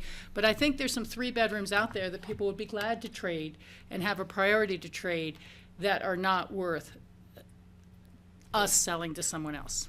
I guess the flip side of that, though, is that if we do take a 3-bedroom and it costs us $300,000 to get it up to a livable standard, We've just invested in a new unit. we've just got a new unit for $300,000. And it's a And little do we bit have like we did with the 300,000? Woody Creek. Well, I mean, just say, I don't want us to get into bargains we can't fulfill. And there may be some. I mean, we've had units that we've had to buy out and turn free market because they were so bad or they were scattered sites. So it's just a footnote. I'm gonna make a profit if we do it free market. Yeah, we did. We turned it Today. back into the market. You know. And then the next program will be how we buy deeds down from those units that we just. That's right. Give it back. That's what happens. Yeah. One of the things that like, I realized that when John was talking about the people saying if they want to trade this and trade this, we already have people so upset with our RO program because they are not listed with us. Yes, we would like that. They have no chance of finding anything out about this. I can only imagine if we do something like that and allow people to not go through us, not do anything, but just do a Well, no, swap. but I'm thinking it needs to be through APCHA. That's where the letter from Matthew comes from. Would you be interested in a downsizing? Yes or no, right? I'm not saying, I mean, I drove through the neighborhood to find my unit for sale when I bought my unit, right? There was a sign in the front yard. Yeah, yeah. It had been listed and there are other. And But- with that property, you don't even have to meet minimum occupancy requirements. You can have a single person in a three-bedroom home. Time to go to the That's family. where all those empty bedrooms are. So you, so, I get rid of so the that's family? one of the, that's I one say of the. let's Don't drill incentivize down. me But too much. honestly, Let's drill honestly, down you on who have to they take some are. of those out of the equation Yeah. But I'm just saying, trying when you're to, trying to trying figure to out find how can interest this and match unfold. up. That's what I keep saying, is we have to drill down, if we were able to pull up that there's 160 empty bedrooms, or how many ever there were, we already know which units they were, we should be able to at least know their locations. Were you they know? ever required to have minimum Well, occupancy? yeah, and a lot can be drawn just from their Well, locations. So then you could just easily say, in order to qualify for this, the unit that you're vacating has to meet minimum livability standards. Yeah, yeah. I have a question about data we might have access to. I mean, we know how many packets we have right now, right? And what we could find, like, of everyone who submitted a packet for 2022, how many qualify for 1 and 2 bedrooms, 2 and 3 bedrooms, 3 and 4 bedrooms, right? So, because this gutting of the 1 and 2 bedroom inventory is a concern of mine as well. And like, if I would be much more partial to setting aside some test sites than a whole year and seeing who would take the bait. But we're moving people from 3 bedrooms to 1 bedrooms. Those, you're taking away a chance for a 1 bedroom that bidder cannot, it's not a swap. It's not a trade. It's a removal from the system that this person now doesn't have access to because they can't bid on the 3. How big of a deal is that? If most of those packets are couples or single people looking for 1 and 2 bedrooms, then this rotation, this downstream, is gonna clog up our system. Whereas if half the people are families who are looking for 3-4 bedroom, 2-3-4 bedrooms, then I think it does They'll get be enough freeing up ones. motion. Yeah. So just finding out, because we don't, like, we know who That's smart. sometimes there's Allison's a ton of bids, sometimes there's not, but that's not really telling us what people wish they had, but we know what they qualify for, right? Right, and we have numbers from lotteries, and as to how many, and you can see by the lotteries that we have, usually for 1-bedroom units, we have the most people. Right. And that is an issue, and a single person competes with a couple already for a 1-bedroom. The only property, and honestly, they even competed with couples and families on studio units. So- But we finally put that through. We went to the board, and the board was gracious enough to approve that. We added that priority for a studio unit. You had to be a single-person household. So they at least had a priority for something. But they do compete, and couples compete with families for two bedrooms as well. Now, there are some people out there who believe that that's the way it should be, because a couple should be in 1 room, and then the kid should be in the 2nd bedroom. And just like 3 bedrooms, you should have at least 2 kids. You should be a household of 4, not a household of 3, to get that 3-bedroom. So we can't win. Right. Yeah. If we were to do the Burlingame pilot, I would still be curious about who's allowed to get first priority on those, as far as, if the city's setting those at whatever category, can, again, anyone who has a 3-bedroom unit who's willing to go to this 1-bedroom be part of that pilot, or do they have to qualify for income That's what I'm and saying. assets? I think we want to go down that list and, Yeah, let's- and eliminate or Let's endorse eliminate. them. So let's just go down, let's just start off with so the city-county policy, the first one, Incentivize. Yeah, we all know we We're want gonna go to. ahead and scratch that one. Can I also just ask Carson, like, so there's things here that I would scratch for now, but I would consider later if we need to. So Let's- this doesn't mean we're scratching them In the forever. context of Of the, now. of a limited number of units, pilot program being set aside specifically for people willing to trade down from a 3 to a 1, right, in that context. So to me, incentivize voluntary right sizing, that's just a title. It's not even a yes or no. Let's just leave that. Yes, we Right. all agree with that.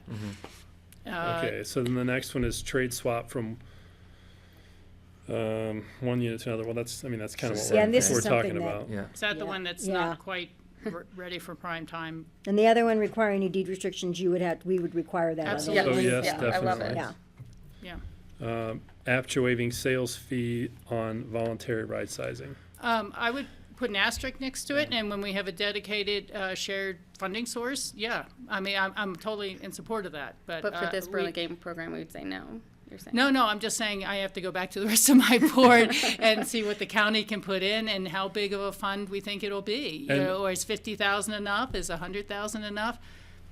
Yeah, I mean, and I think that's fairly easy for us to figure out, and I don't even think it's that much money. If we're Yeah, talking it's just a about, range. talking about 5 units, you know. It's $5,000 a unit, two- 25 grand. Yeah, right. Yeah, it could be less.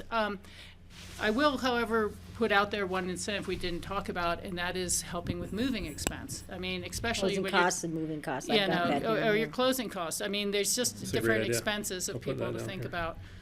Okay, moving expense. All right. These are possibilities. So I've got possibility for waiving sales fee. Yeah. Then the next one is waiving category requirement. I wouldn't do Strike that. that No. one. I do, one thing though that I do think we should dig in a little bit more is the assets cap though, because,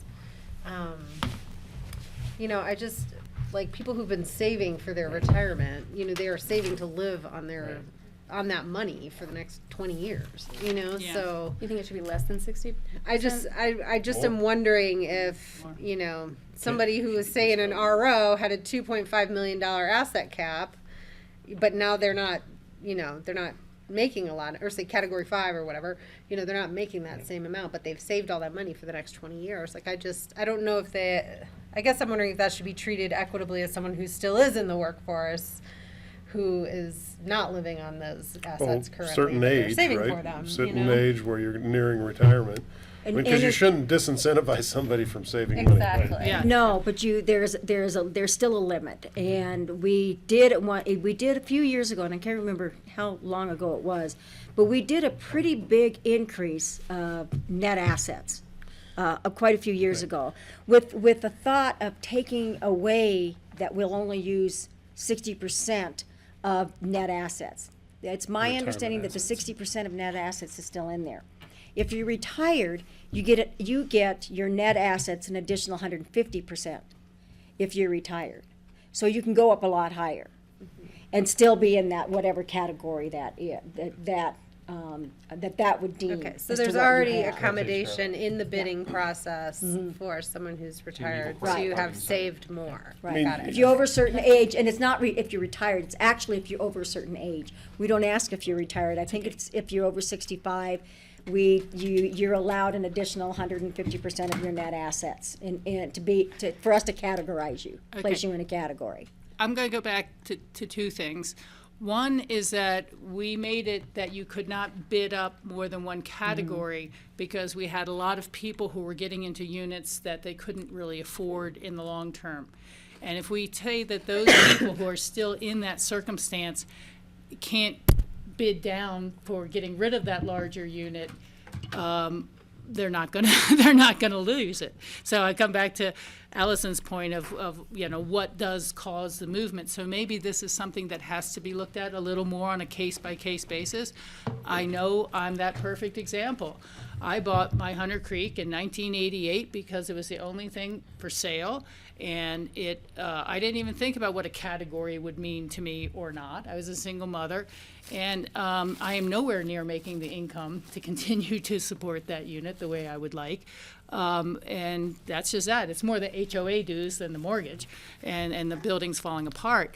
But I don't think we want to trap people in those units if they've got the 3-bedroom and they can barely afford it and they need to go down in category. that's our way to get that unit. So I think we have to leave that as some sort of real review, and no, if somebody has massive assets or substantial assets, they shouldn't be able to go down to a category 2 or 1. But if you have someone in that category 4, 3-bedroom house up at, you know, Highlands, and you're hoping to get them out of there, you might have to let them go down to a 2. So not their current category, not the one they bought in category. at. It's but it based on their real That they requalify at that financial point. They situation. requalify, but I mean, to Cindy's point, so you're retired, you have 150% cap on the category for your assets. Right. And then anything retirement only counts at 60%, right? So, Well, I'm thinking of I think getting went people lower who than are that, not right? into the What? retirement world. I'm really putting retirement over here. Right. I'm just thinking of living, working families now that we have forbidden them to go up more than 1 unit because it wasn't a good idea. And how do we let them back down a few units if they have occupancy available for us? Well, and we have had people who have bid down to a smaller unit, Yeah. especially like at Burlingame, but they've qualified for that Right. lower unit. Right. So, I mean, they bought too high. Right. Because it was the only thing that was Yeah, available. no, and I understand, yeah, and I'm just yeah. saying, how much of that is sitting on empty bedrooms? And how do we get that moved in? If we say you have to stay at the same category you were when you No, bought. no. No. Okay. We're just No, saying you we- gotta qualify. you gotta qualify You into the gotta new qualify. category, whatever the And new then we're just talking category about is. assets that could This is throw the them out of the opposite of waiving the category, right? Okay, Yeah. Yes, so, Sorry, I so misunderstood that. striking waiving category requirement. Right. Yeah. If you're retired, are you gonna get a loan from a bank to buy a new house? Sure, Sure. Okay. we do, I mean, there's income in retirement, but we've done asset depletion and whatever Exactly. else to qualify people. They So- take your assets and so- amortize them over. As we wipe that one off, it should be saying, waiving category requirement, not needed because of qualifying. I mean, just to be clear, they still have to qualify. Still qualify. Correct. Okay, and then, so requiring seller to bring the unit up to minimum standards. Yes. The one that they Well, that to me is if there's a monetary incentive involved, like some of that monetary incentive needs to go into bringing that unit up to Right. incentives, but you can't really, today we can't require a seller to bring it up to we standards. No, but- do, don't we? Well, there's Legally, a we certain can. amount that it's still based on their deed restriction, and there are really a lot of older deed restrictions out there. We can require basic stuff to be done because they sign a listing agreement where we have basic stuff. You can't have any broken windows, all the appliances have to be in good working order, the place has to be clean, no broken windows. So there are certain things that they agree to when they do the listing contract, that's also in the sales contract. But I'll tell you, there are people that we end up fighting with for the closing because it is an older unit that they didn't take care of. In this, do we mean seller, who's the seller in this case? I think they both need to be required to bring their units up to minimum standards. But on that line, do we mean the person who is downsizing, or do we mean the person whose house they are getting? I think this is downsizer. So the buyer. Well, it should be both. Yeah, it should be both. I mean, if I decided to downsize and I'm buying a unit from you, you would want minimum standards on my unit just as I would want minimum Right. standards And it on probably your will unit. not be a trade like that. No. No. You know, Yeah. as we're doing this program, we're moving puzzle pieces more like that, Right, the shifty right. puzzle, not the Yeah. pieces that fit together. So, like, if you are downsizing, you are still required to bring the thing you are vacating up to. Right. So just standards. add the word Yeah. And you should expect it out of the requiring beginning. downsizing seller to bring unit up to minimum standards. Their previous, yeah. Yeah, right. Okay, Are so we saying even if their current deed restriction does not require that, we're adding that as a requirement? Oh, for excuse them me, to take I meant advantage? minimum standards, not seller standards. I don't think we can go much further. you Right, just, that's you what I thought. follow, It's you just follow as the it deed is. restriction. Yeah. Yeah, as it is, yeah. So we're not Yeah. waiving it. Did you understand your question? No. Mary? Right. Like we have Holding passed it. that, Right. but it doesn't apply to everyone every- yet? yeah. And as a buyer, there's nothing you can do to make them do it anyway. Oh, Francie wanted to say goodbye. She had to go. Are you leaving? Oh, okay. Bye, She had to Francie. leave. So, Sorry. Oh, requirement. Yeah. All right. Okay, so we're gonna We leave like that that one. one, Yeah. and I'll recap all this at the end. So, so the next one is waiving minimum occupancy requirement. I think we should strike that one. Yeah. Great. Sort of the I opposite do of a not like point. that, yeah. Yeah. APCHA policy actions to improve the sustainability. But do we want to throw on here instead, you know, if we're going to think about some incentive, you know, incentivize even lower occupancy? Because a Yes. couple can go into a 2-bedroom. Yeah, the more bedrooms You that know, you get, I mean, John better. used the term net bedroom gain, and I Yes. do think if we get to a point where 2 people want the available house to downsize into, the more bedrooms you are giving up, the more bids you get on that, or something like that. I think net bedroom gain should be prioritized. Great. Yeah. I want to throw something out there. So what would happen if you have a couple, you have a 3-bedroom, they're divorcing now, and they both want to move into their own 1-bedroom unit. I know. But they're freeing up a 3-bedroom, but they would then be taking up 2 1-bedroom units. Would that be something that would be acceptable, or would that be something that we should Still not have even one talk net about at this bedroom point in time? gain. Still a 1-bedroom gain. It's just not a 2-bedroom gain. I think they Yeah. each should fill out their own packet. Yeah, qualify, they would have to yeah, fully qualify and all that other stuff. and then but- bid against each other. Enough incentive that you didn't want to live with the ex. Yes. APCHA loves the drama. I have a tangential item I feel like I need to bring up, because we have so much new data with Home Trek, and I know you're overwhelmed trying to produce any data for us out of it, but when we say that 1.5 full-time equivalents is in a studio and 1.75 is in a 1-bedroom, that's an important number for plugging into our land use code as we're revising it now. Because if Home Trek data showed you really don't have an average of 1.5 people in a studio, and you don't average 1.75 in a 2-bedroom, then we're giving developers far more credit for mitigating employees than they actually are. And that's something I sent an email to Diane a while ago to ask about. But the other thing, just kind of to remember, a lot of our 1-bedrooms are really small. It's not as if we built the 1-bedrooms for 2 people, whether it's closet space or things like that. And so what my thought has been like is, if we're really getting 1.5 people in a studio, we should be building the studios a little bigger, you know, because it doesn't last for long. You know, and so it's just accurate information that would be so helpful for this conversation, but will also tell us why a lot of people are like, wait a second, you want 2 people to move into 1-bedroom over at Benedict Commons, or 1.5 live in one of those studios? They're not going to take the bait. So let's think about what these units really look like on the inside, and how many people we're really going to cram in them effectively. Yeah, and just to let you know, studio is 1.25. 1.25. And I also want to bring up the fact that we talked about this and brought forward a change in this quite a few years ago, and it was never approved. But our Well- board approved something years ago where a studio was worth 1 FTE, and there was a couple of different changes on that. And You have a new city council now, Cindy, so I think you should bring that back. But Some just HOAs to only let let you you have know, that's one in another the studio. thing that we did talk know. about, that we brought forward and didn't get approved. Okay, well, Yeah. let's bring it back. Bring that one on Okay, back. I even have that memo. I pulled it when I was going And if you through have Home everything. Trek data that really supports it, because we're talking about how do we reconfigure the housing credit program. And I don't want to give someone credit for 1.25 and only 1 person living there. So that's important extra work for you, sorry. Rachel, I have spoken to Philip About that. about, you know, the land use code and how it creates. It's a very big project. Yes. We are aware of it, and, you know. Okay, well, this is just one small little Yeah, but, you know, it's much bigger than that. figure in there, Yeah. yeah. Thank you for that, Matthew. Okay. So the next one is policy actions to improve sustainability housing inventory. So I think that is a goal, but in the context of. You can put it right up there at the top with incentivizing. Right, yeah, right, Yeah, exactly. In the context of this one, it's Yeah, not.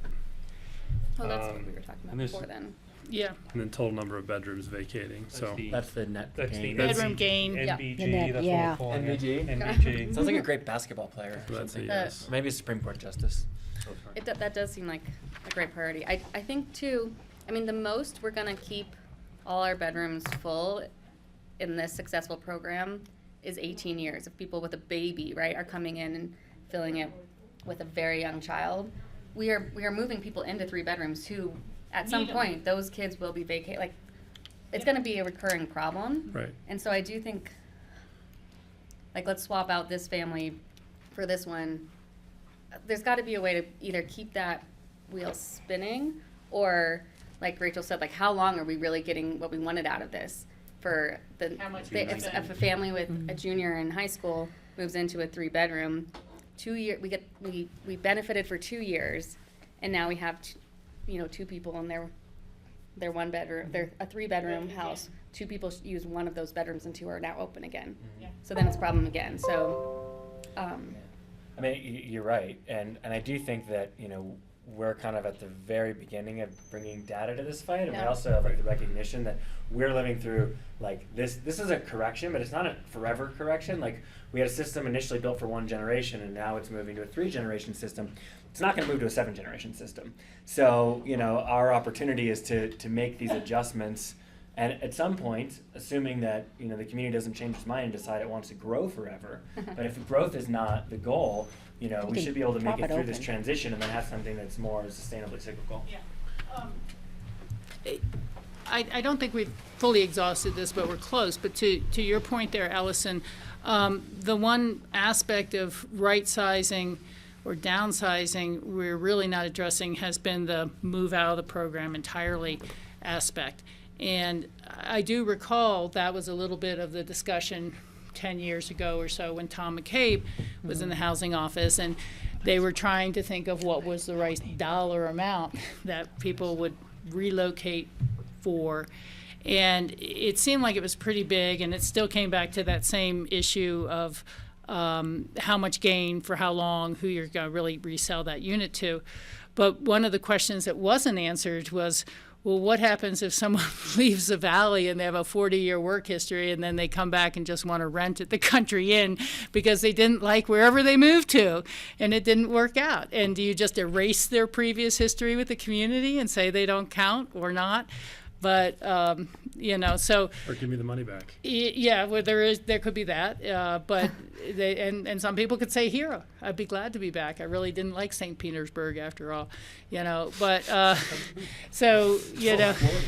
Back to Russia. That's Florida. I think that the one mind. line could be incentivize voluntary exit. I mean, there's a better word for that, but, you know, you're right, we're missing It's the not thing on that list. that says incentivize leaving the system. I do think there's not a single number that we could give as city, county, or APCHA that makes you leave the system but stay in the valley. There's just not a number. Right. No. So what we're saying is incentivize departing community members. Right. And again, so this is where I really want to get back to is there's a question that there's no answer. It's 1,000 angels dancing on the head of a pin. How many people were going to do that anyhow I know. if we just let Right. them and gave it a little time versus trying to offer an extra $50,000 to move today? How much is a bedroom worth for 2 years? And I think that's why I want to know, we haven't quantified that. like, how many packets are in our system today that want 3 or more bedrooms? I would love to know that, or even what percentage if we don't know the number, because, you know, if it's a big number, then yeah, right now today it's worth $50,000. Yeah. If it's 4 families, Sorry. yeah, like, so, Because those packets are expected demand in the next year, is that the idea? yeah, Bidders. if you know, But yeah. the only way that we would know is if that type of a unit came up in that specific category. Well, because you turn in a Yeah. packet before you bid on anything, Yeah, right? well, have if packets sitting there that- if your year is up, then you have to turn in a new Right, packet. right. So Yeah, it's a point in yeah, time metric for sure. Yeah. But we do know how many active packets we have, and we know what they qualify for. Yes, because they're in our system and we could pull that up of, It'd be interesting. between this date and this date of when their packets will expire. And I believe that we can also pull up what category they are as well, and Okay. and the size of the household. Okay. We can try and do that, yeah. Yeah. a good idea. Fascinating. Again, this might good not data. be until after next week, since Yeah. Yeah, dude. Can we get it tomorrow? since Andrew's going to Switzerland. If Andrew's So- listening, if Andrew's listening, like, don't let this ruin your Could not vacation. wait He's for packing his vacation. bags faster. He's like, oh my God. And they're interviewing the new data analysis candidates soon. We got a job description for him. Yeah, yeah. No, that's great data, and it's almost equally important to our decisions to know how many people were bidding on studios and one-bedrooms Yeah, last year, too. absolutely. I think Yeah. percentages even would be Yeah. helpful over Or real ranges, numbers. it's not, has to be exact. Okay, so, and then the last one that I've got here written down, was moving expenses, so. Closing costs and moving Yeah. costs. Yeah, It's just, I don't know, if someone was closing a brand-new $250,000 loan with you guys, how much would it cost? Title insurance, the whole thing? oh, closing grand. costs. Closing costs. Yeah, Okay, I I'm thought- thinking about that package, because this Closing is where costs. somebody, Like hey, why boxes, don't like you pick up your downsize? boxes It only and- That cost you moving cost is one of them. $5,000. Yeah. Actual moving costs. And the moving van Yeah. and the labor, and especially if you're talking seniors. Wells Fargo provides moving vans? No.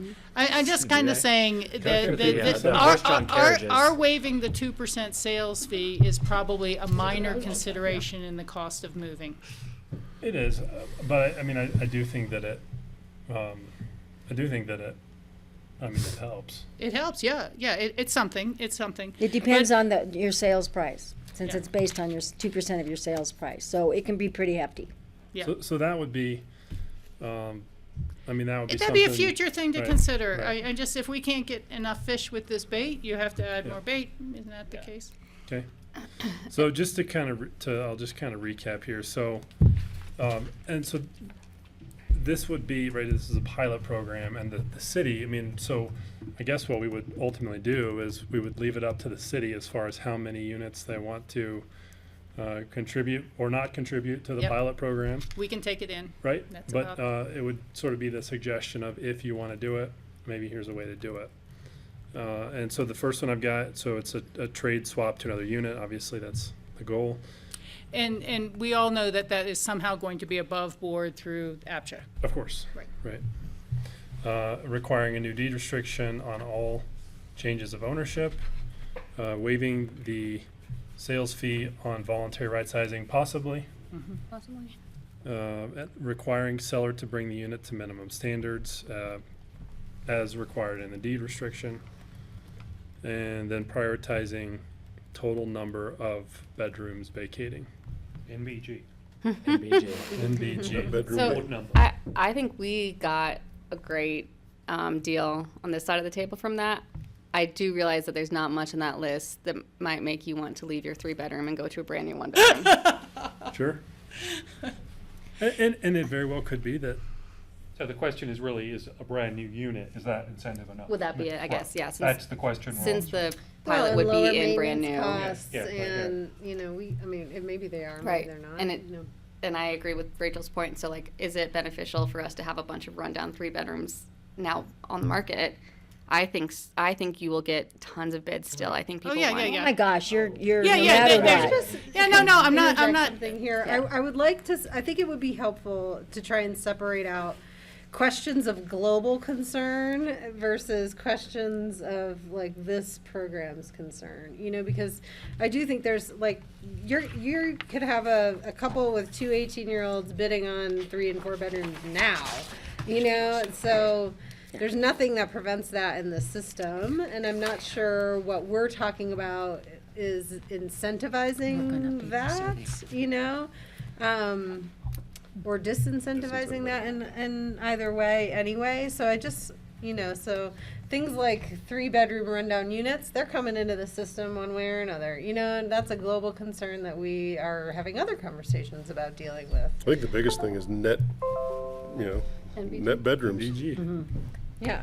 The And I'm gain in- struggling a little bit with Rachel's question about like, well, what is this worth to us? Because it's like, well, it's hard to necessarily, you know, is it worth moving somebody out of the seasonal housing that now can like be in a permanent housing? Is it worth like getting somebody off the road who's commuting from Rifle? You know, those are, Yeah, for no, me, I- there's more, I there's just bigger ask questions, there. Kelly, sometimes, and No, I you appreciate it. know, It's good the- prodding. the- Yeah. essentially, the reason there's never been a senior move to place built is because every penny that comes out somewhere doesn't go into production.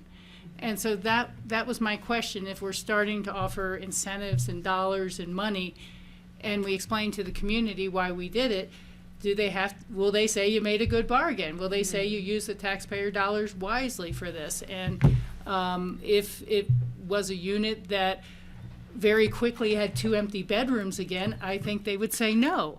And that's why I was asking, is there something on this side that we have to say is a minimum we got back, other than an empty bedroom was filled for 12 months?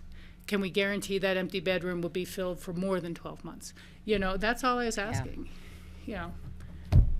But we don't do that now.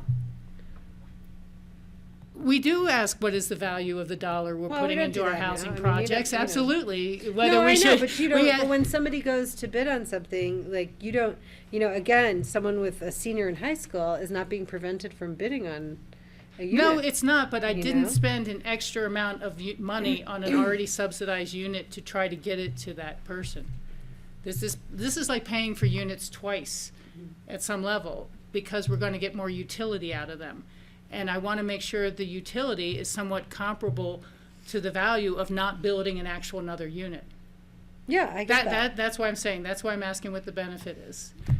Is the utility that we're getting for the expenditure, and if these don't bring in many offers, we're going to be upping that ante in pursuit of this. Sure. At what point was it better to have bought and built a new unit than to have tried to refill bedrooms for 2 years at a time, or 5 years at a time? I don't know. I just, Seems to me like it's always gonna be cheaper. Yeah, And I will say, if we but- don't get many yeah. offers on Faster. this, what happens instead is that Double 1 and digits 2 here.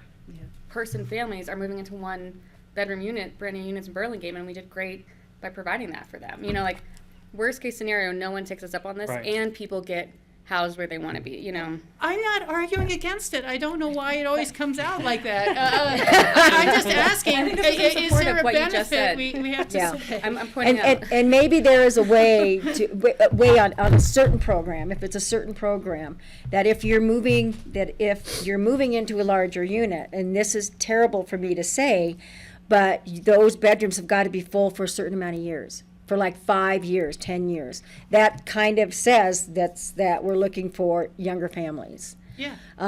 Instead of.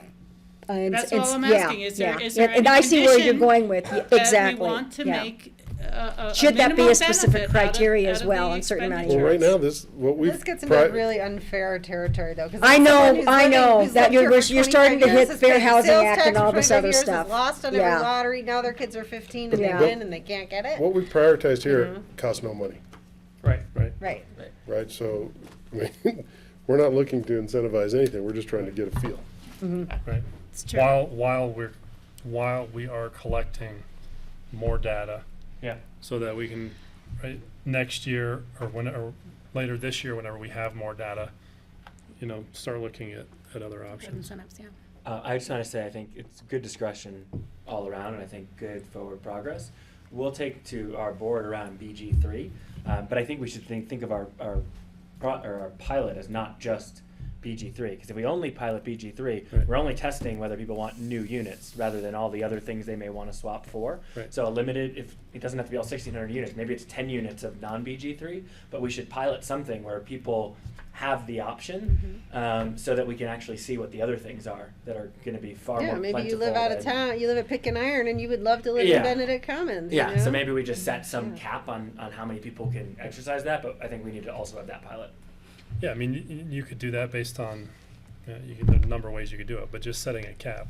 That's So the that, easiest, so to yeah, keep it small. yeah, keep it small. Yeah, but And if nobody exercises it, I agree with doing that, but it's got to be very, very clear for our staff, because it can't go out as a lottery that people think they have an equal chance in, and it's actually a priority for someone. I mean, just the technicals of how that's done, Right. and even checking with Tom Smith and everyone to make sure we don't have to change our bylaws or lottery or any other rules to do that. Okay. it'd just be like an in-complex.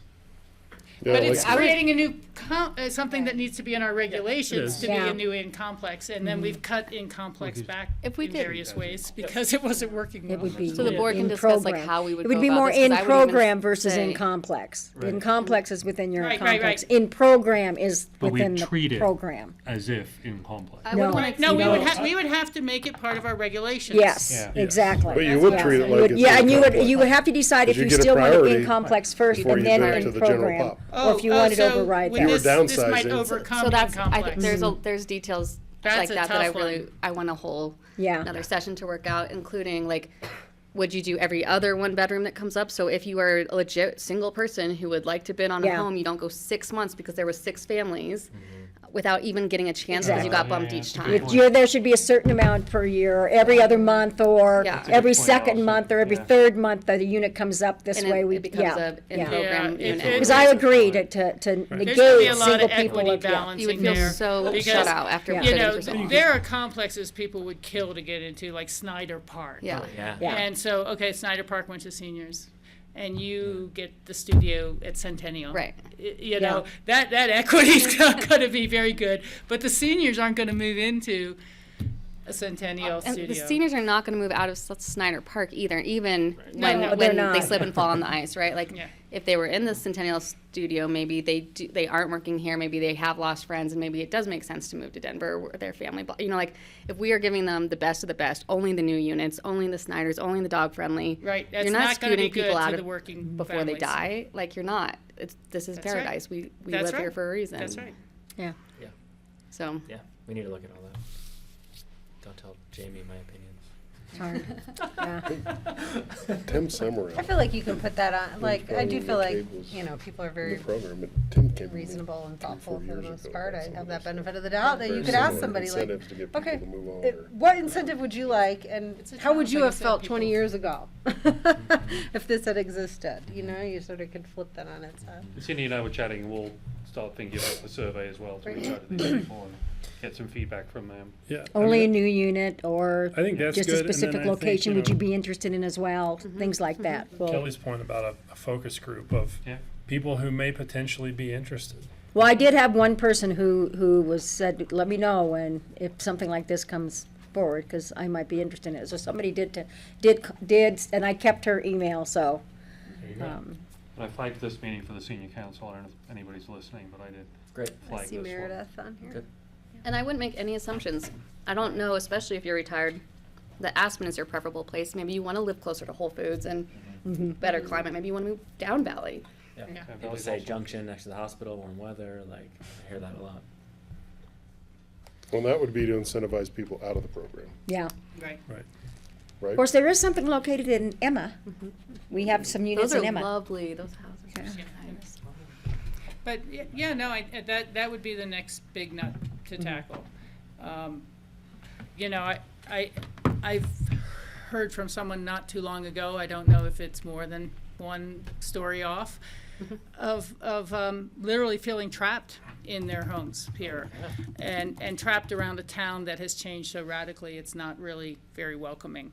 And it's not very many places you can afford to eat out and eat, you know, and you know, unless you're category 4 and above, you know, you know, I said to Skippy the other day, I don't afford a ski pass. A lot of people can't afford a ski pass anymore.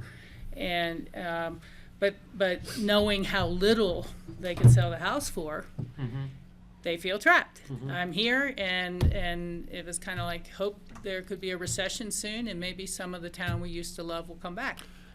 Well, and that's I know, but that's, this is that- replaying someone else's In that comment. situation, your net bedroom game is 100%. That's right, but Yeah. that one's gonna take real money to do, because as we've all acknowledged, it's very hard to move anywhere else in the real world now. And so these people are, I'm here till I die, you know, there's no options for me.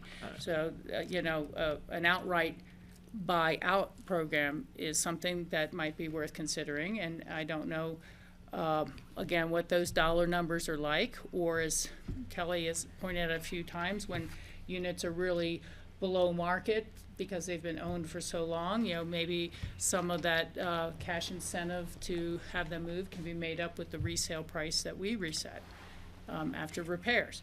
So, you know, let's start to think about that. That might be a different question to ask. Well, no matter And what I don't you- know how what to you ask do it here. delicately. That's why I'm glad we're going to pass that policy. But if they're really, do people feel trapped and would like to move if they could afford to? And they're not going to sell their home because they can't afford to. Rachel, Well- I hear some version of that story, not infrequently.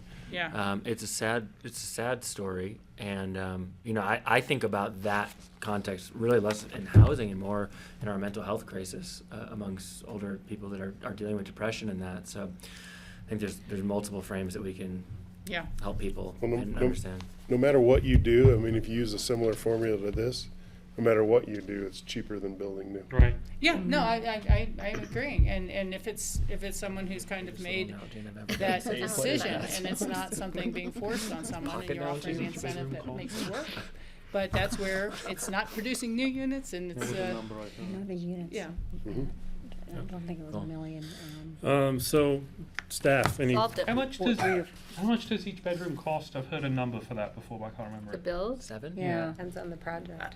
It'd be best to go to talk to Chris Chris, Everson. and Okay. yeah, You know, yeah. it- I keep asking Chris that, and he keeps sending me different information. That's the funniest thing Yeah, yeah. about it, Yes, I is know. that there's been such a mix of units Right, okay, over maybe that's time. just a Some were, ridiculous question. some were subsidized by a developer. We have no idea what the subsidy Yeah. was, you know. But Okay. You current got a prices, math, you know what you're doing your building for today. right? we have estimates.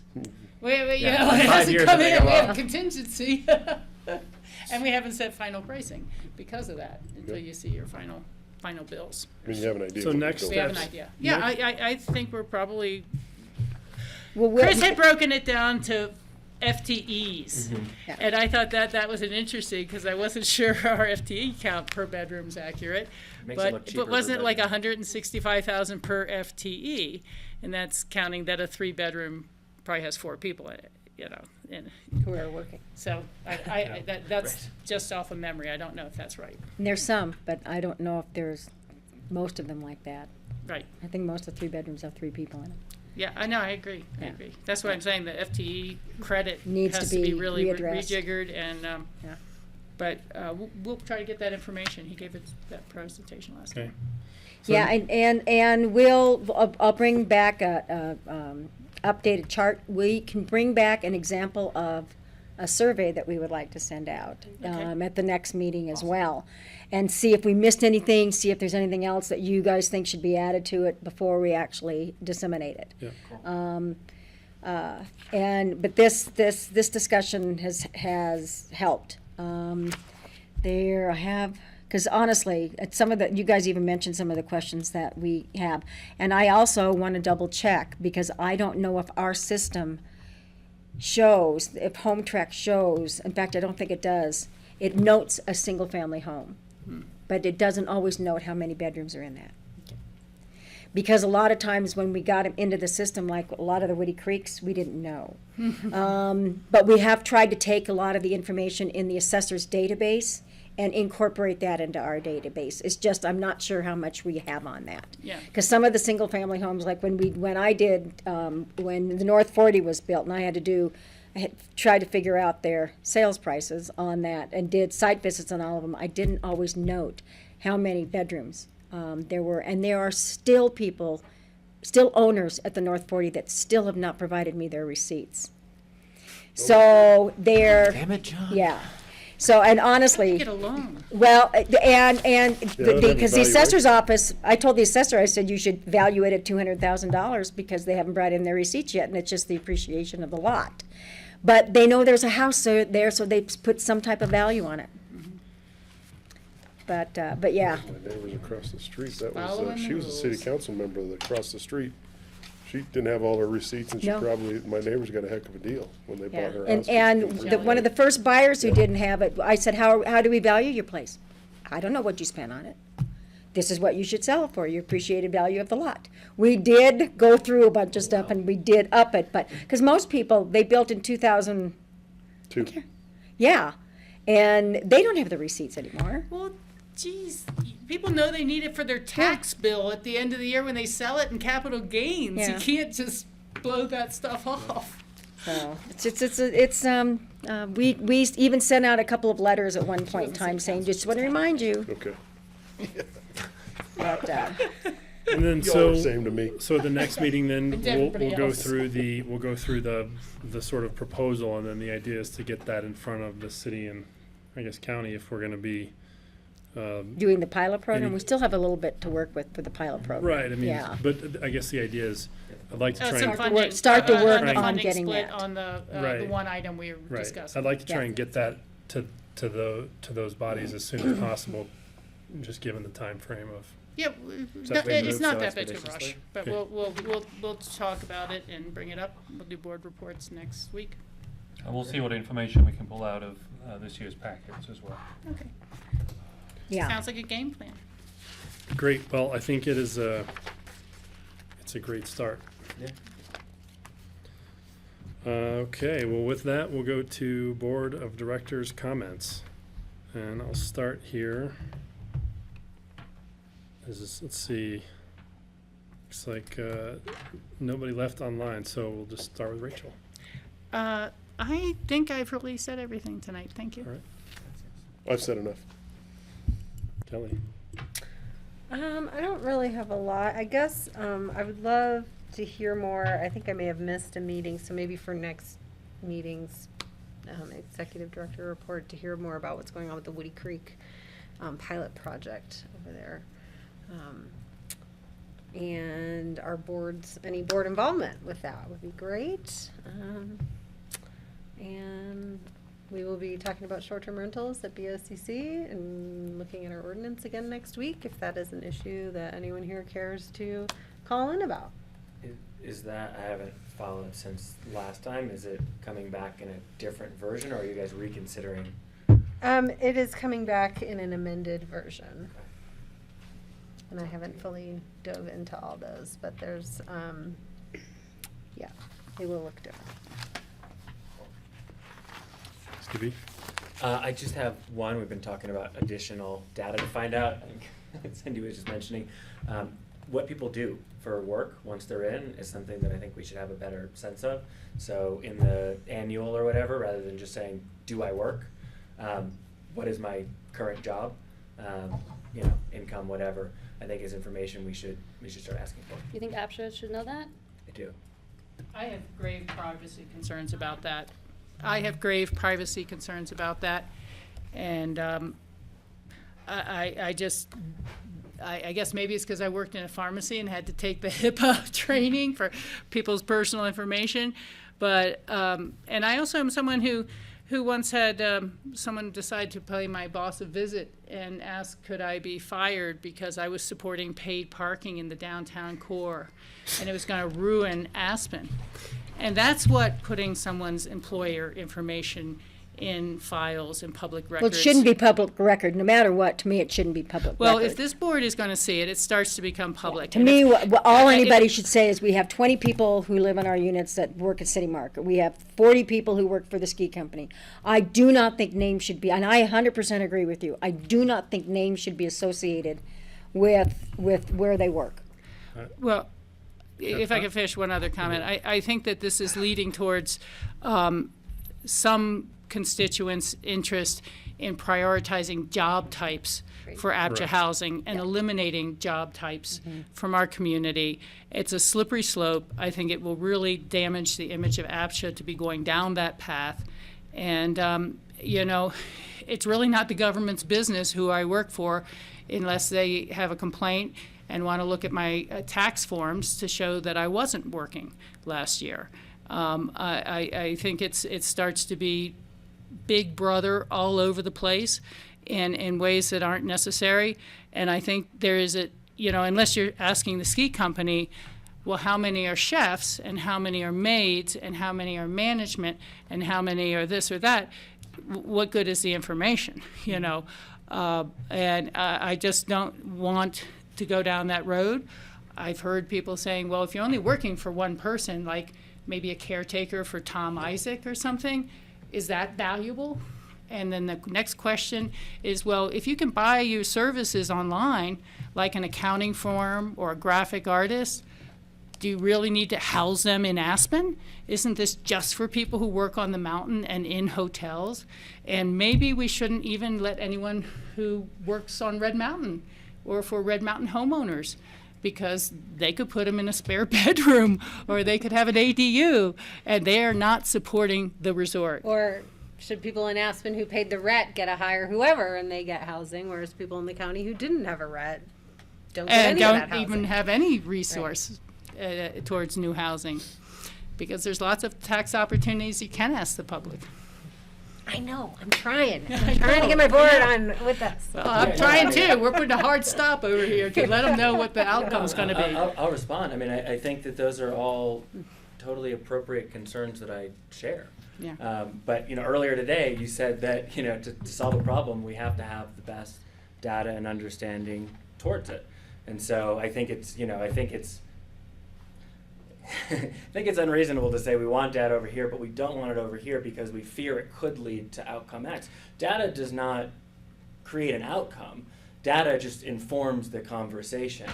And I think that we know we're experiencing the most dramatic shift in employment anytime in human history right now. Well, let me just push against you a little bit Sure. because whatever, the type of information that would be aggregated from APCHA is already aggregated for us from the demographics that we get. Bureau We of Labor know how Statistics.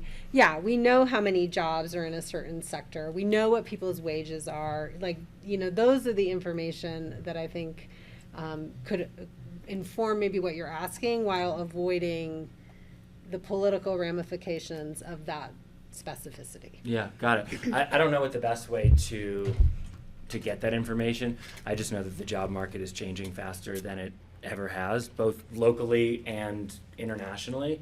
I know that next year we have on our agenda to look at what is work, and that includes everything from rollover hours to time off to can your firm, if you're an architect, have a client in Dallas or not? And these are just all things that we're going to be asked to think about more. Should we just and more. ask for public time on this agenda for Cindy and Bethany to really explain what that qualification process looks like?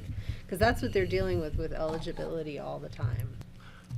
Yeah, and I guess all I'm saying is when we're going to be increasingly asked to think about those things as jobs become more automated, less local, more dispersed. And so in preparation for that, rather than being at that conversation in a year or two and saying, hey, we really need some data so we understand what's going on, we can start looking at that now.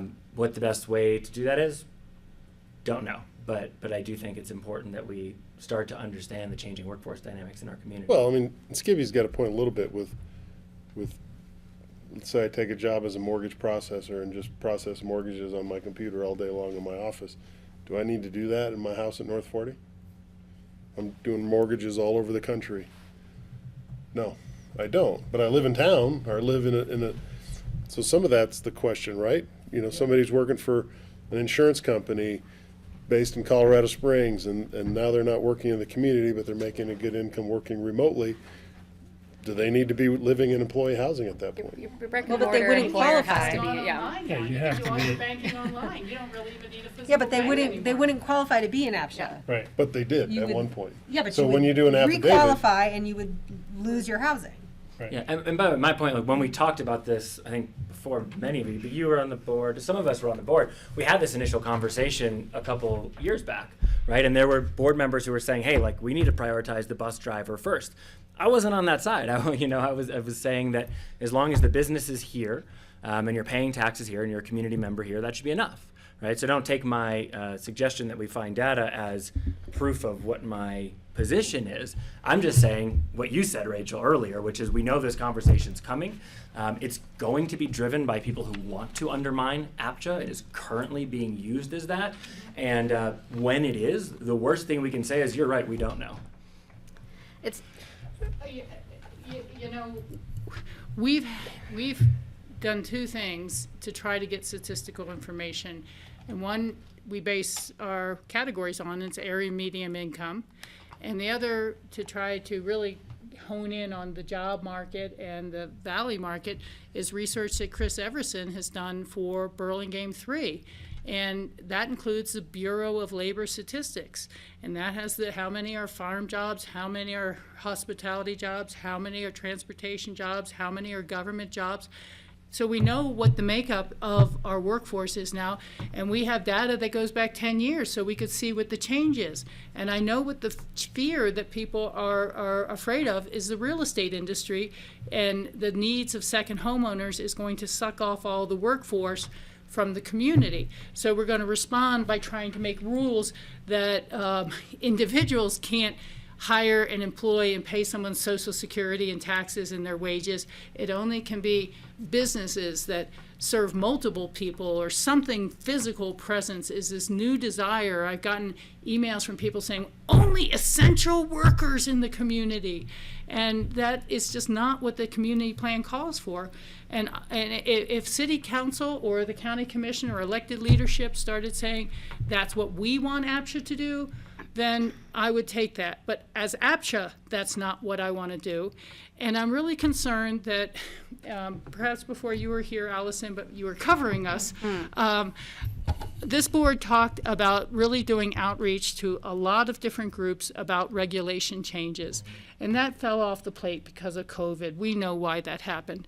But, you know, there are an email that just has been circulating from the housing group that some people are sitting in and leading conversations, and in which APCHA data is being bandied about in inaccurate ways, are generating and driving input and influence to this board and you. And I don't know that you've ever told the board about these housing group meetings that any of us could attend, or the city council, or the press, but yet it's starting to try to influence policy. And I think I'm concerned about that. Unfair. Well, when the request comes from the genesis of that group to the genesis of this board to say we should start asking for people's personal employment information on an annual basis, and we'll tell you later what we're really going to do with it, I get concerned. Right, and that's and that is completely unfair. I'm not making any policy suggestion whatsoever at this moment, so don't tell me that I am. You okay? suggested No, we I'm start suggesting- asking for I'm employment suggesting- information. I'm suggesting that we get information, because there is a group of citizens that's really active in trying to solve the housing issue, that come from all different backgrounds and are having conversations and have invited council members, they've invited commission, they've invited all kinds of people. You've been at a meeting. So the idea that something nefarious is happening is ridiculous.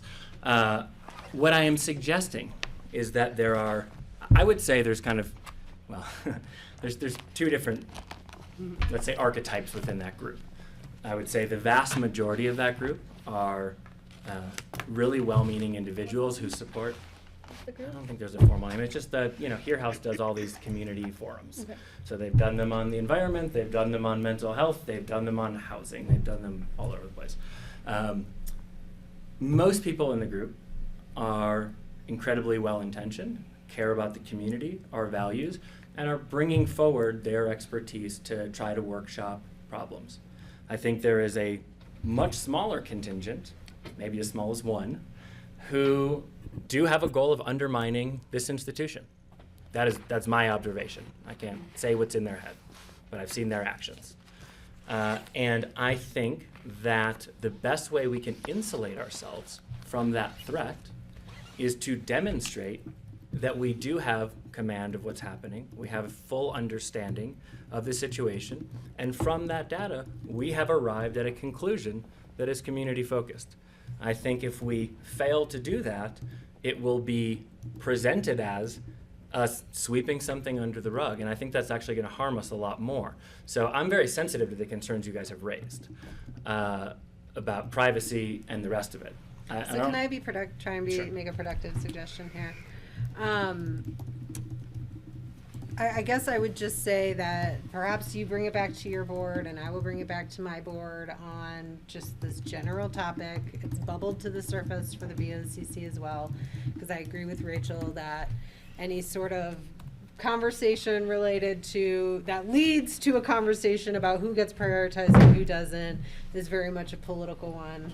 And, you know, see where that goes from there, and if there's interest in that detailed data, we can bring that back here as a request. Staff perhaps could start thinking about if there was a way they would wrestle with that, how they might do that, and how they might do that fairly, in an aggregated way.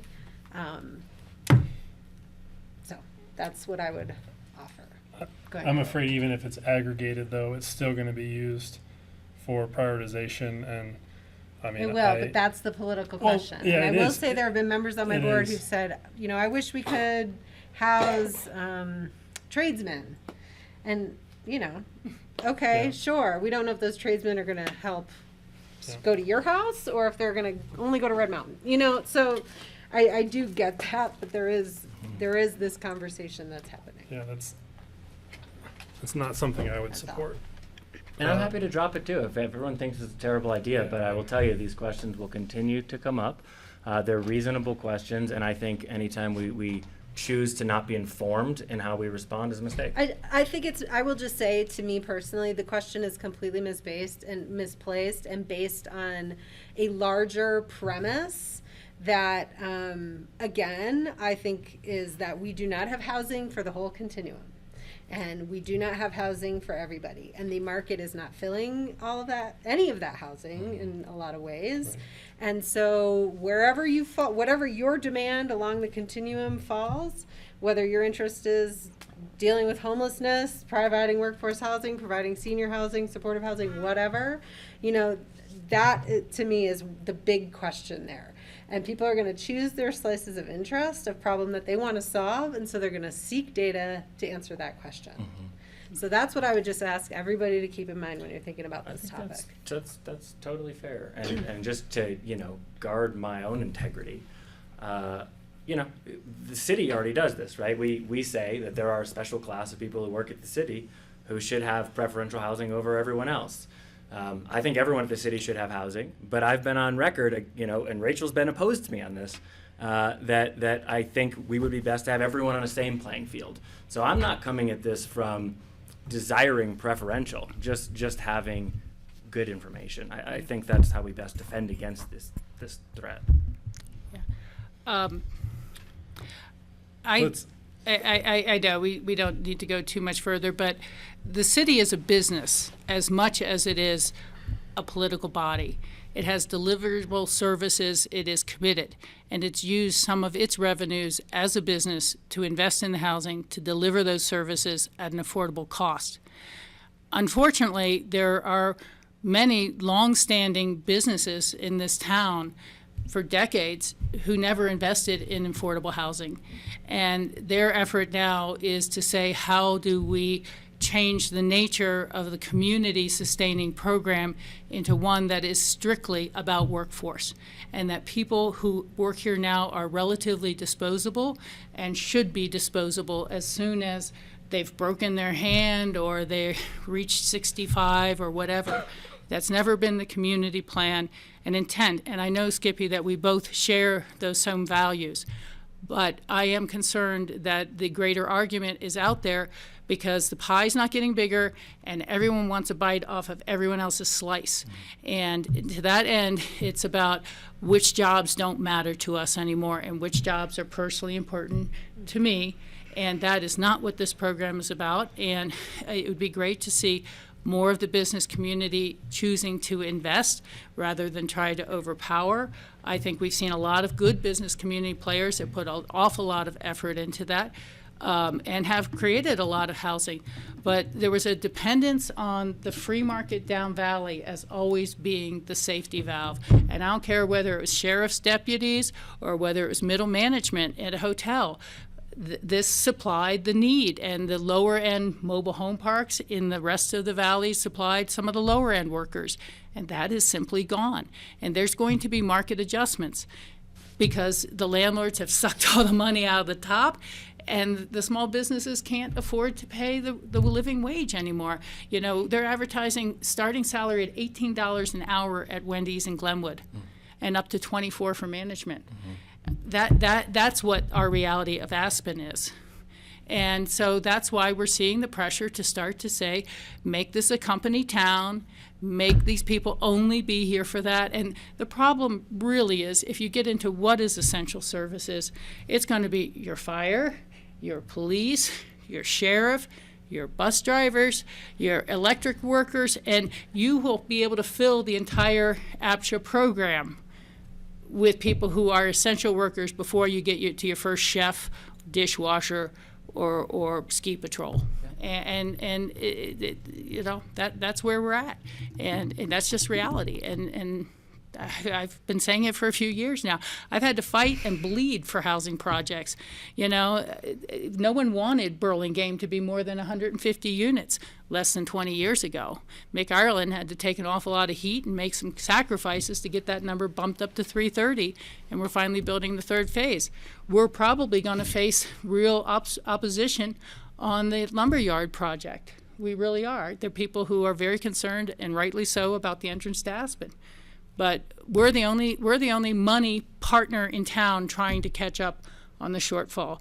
And that's why it has been so important to me to hope that the county would put a sales tax, a property tax, some sort of funding mechanism on to help us with the Centennial lawsuit, help us fund the APCHA office the way it should really truly be funded, to help deal with repairs on things that are too far gone, like Ajax Avenue, and to land bank future opportunities, you know, which are disappearing around us, and there's a lot of good ones.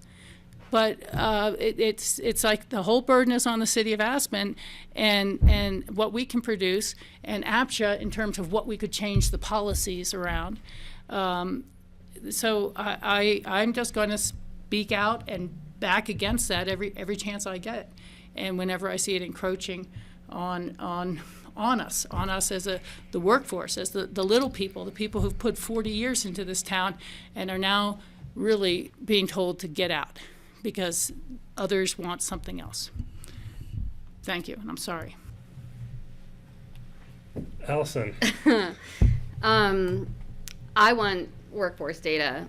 It would make my job so much easier. I do not think that APCHA is the source to be gathering that.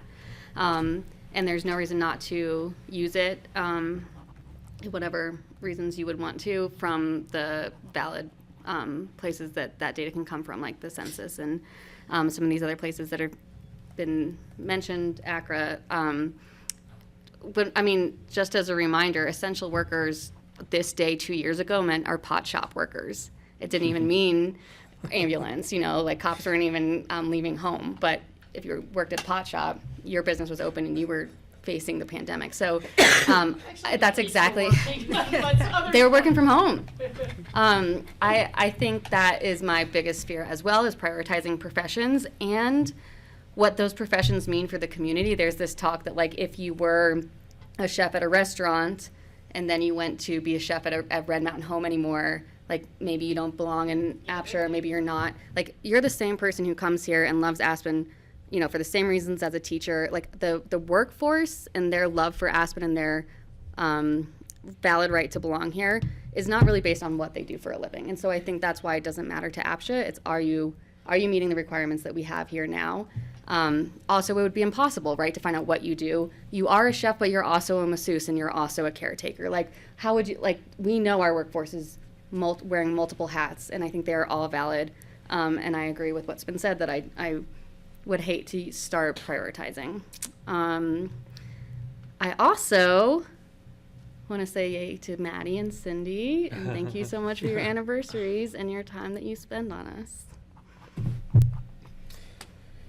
Great, and I'll just say thanks for the lively discussion. I mean, it's not an easy topic, and I think we're definitely making some small steps. So, and then with regard to that issue, I mean, I agree with what Rachel said. I mean, privacy concerns. I mean, I think APCHA gets all sorts of labels thrown at it, and I just would have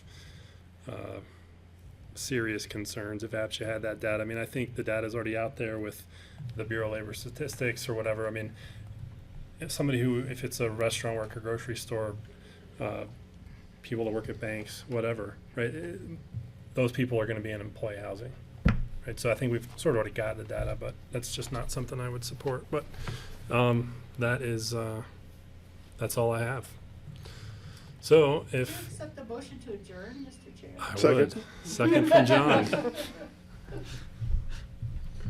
Discussion. And it is a discussion. Roll call vote. Carson, Yes. Kelly, Yes. Allison. Yes. John, Yay. Rachel. Yes. The meeting is adjourned. Thank you. Thank you. And now we go to our next meeting. Thanks, Carson. Nice Don't job. have a bill. On New chairs Recording stopped.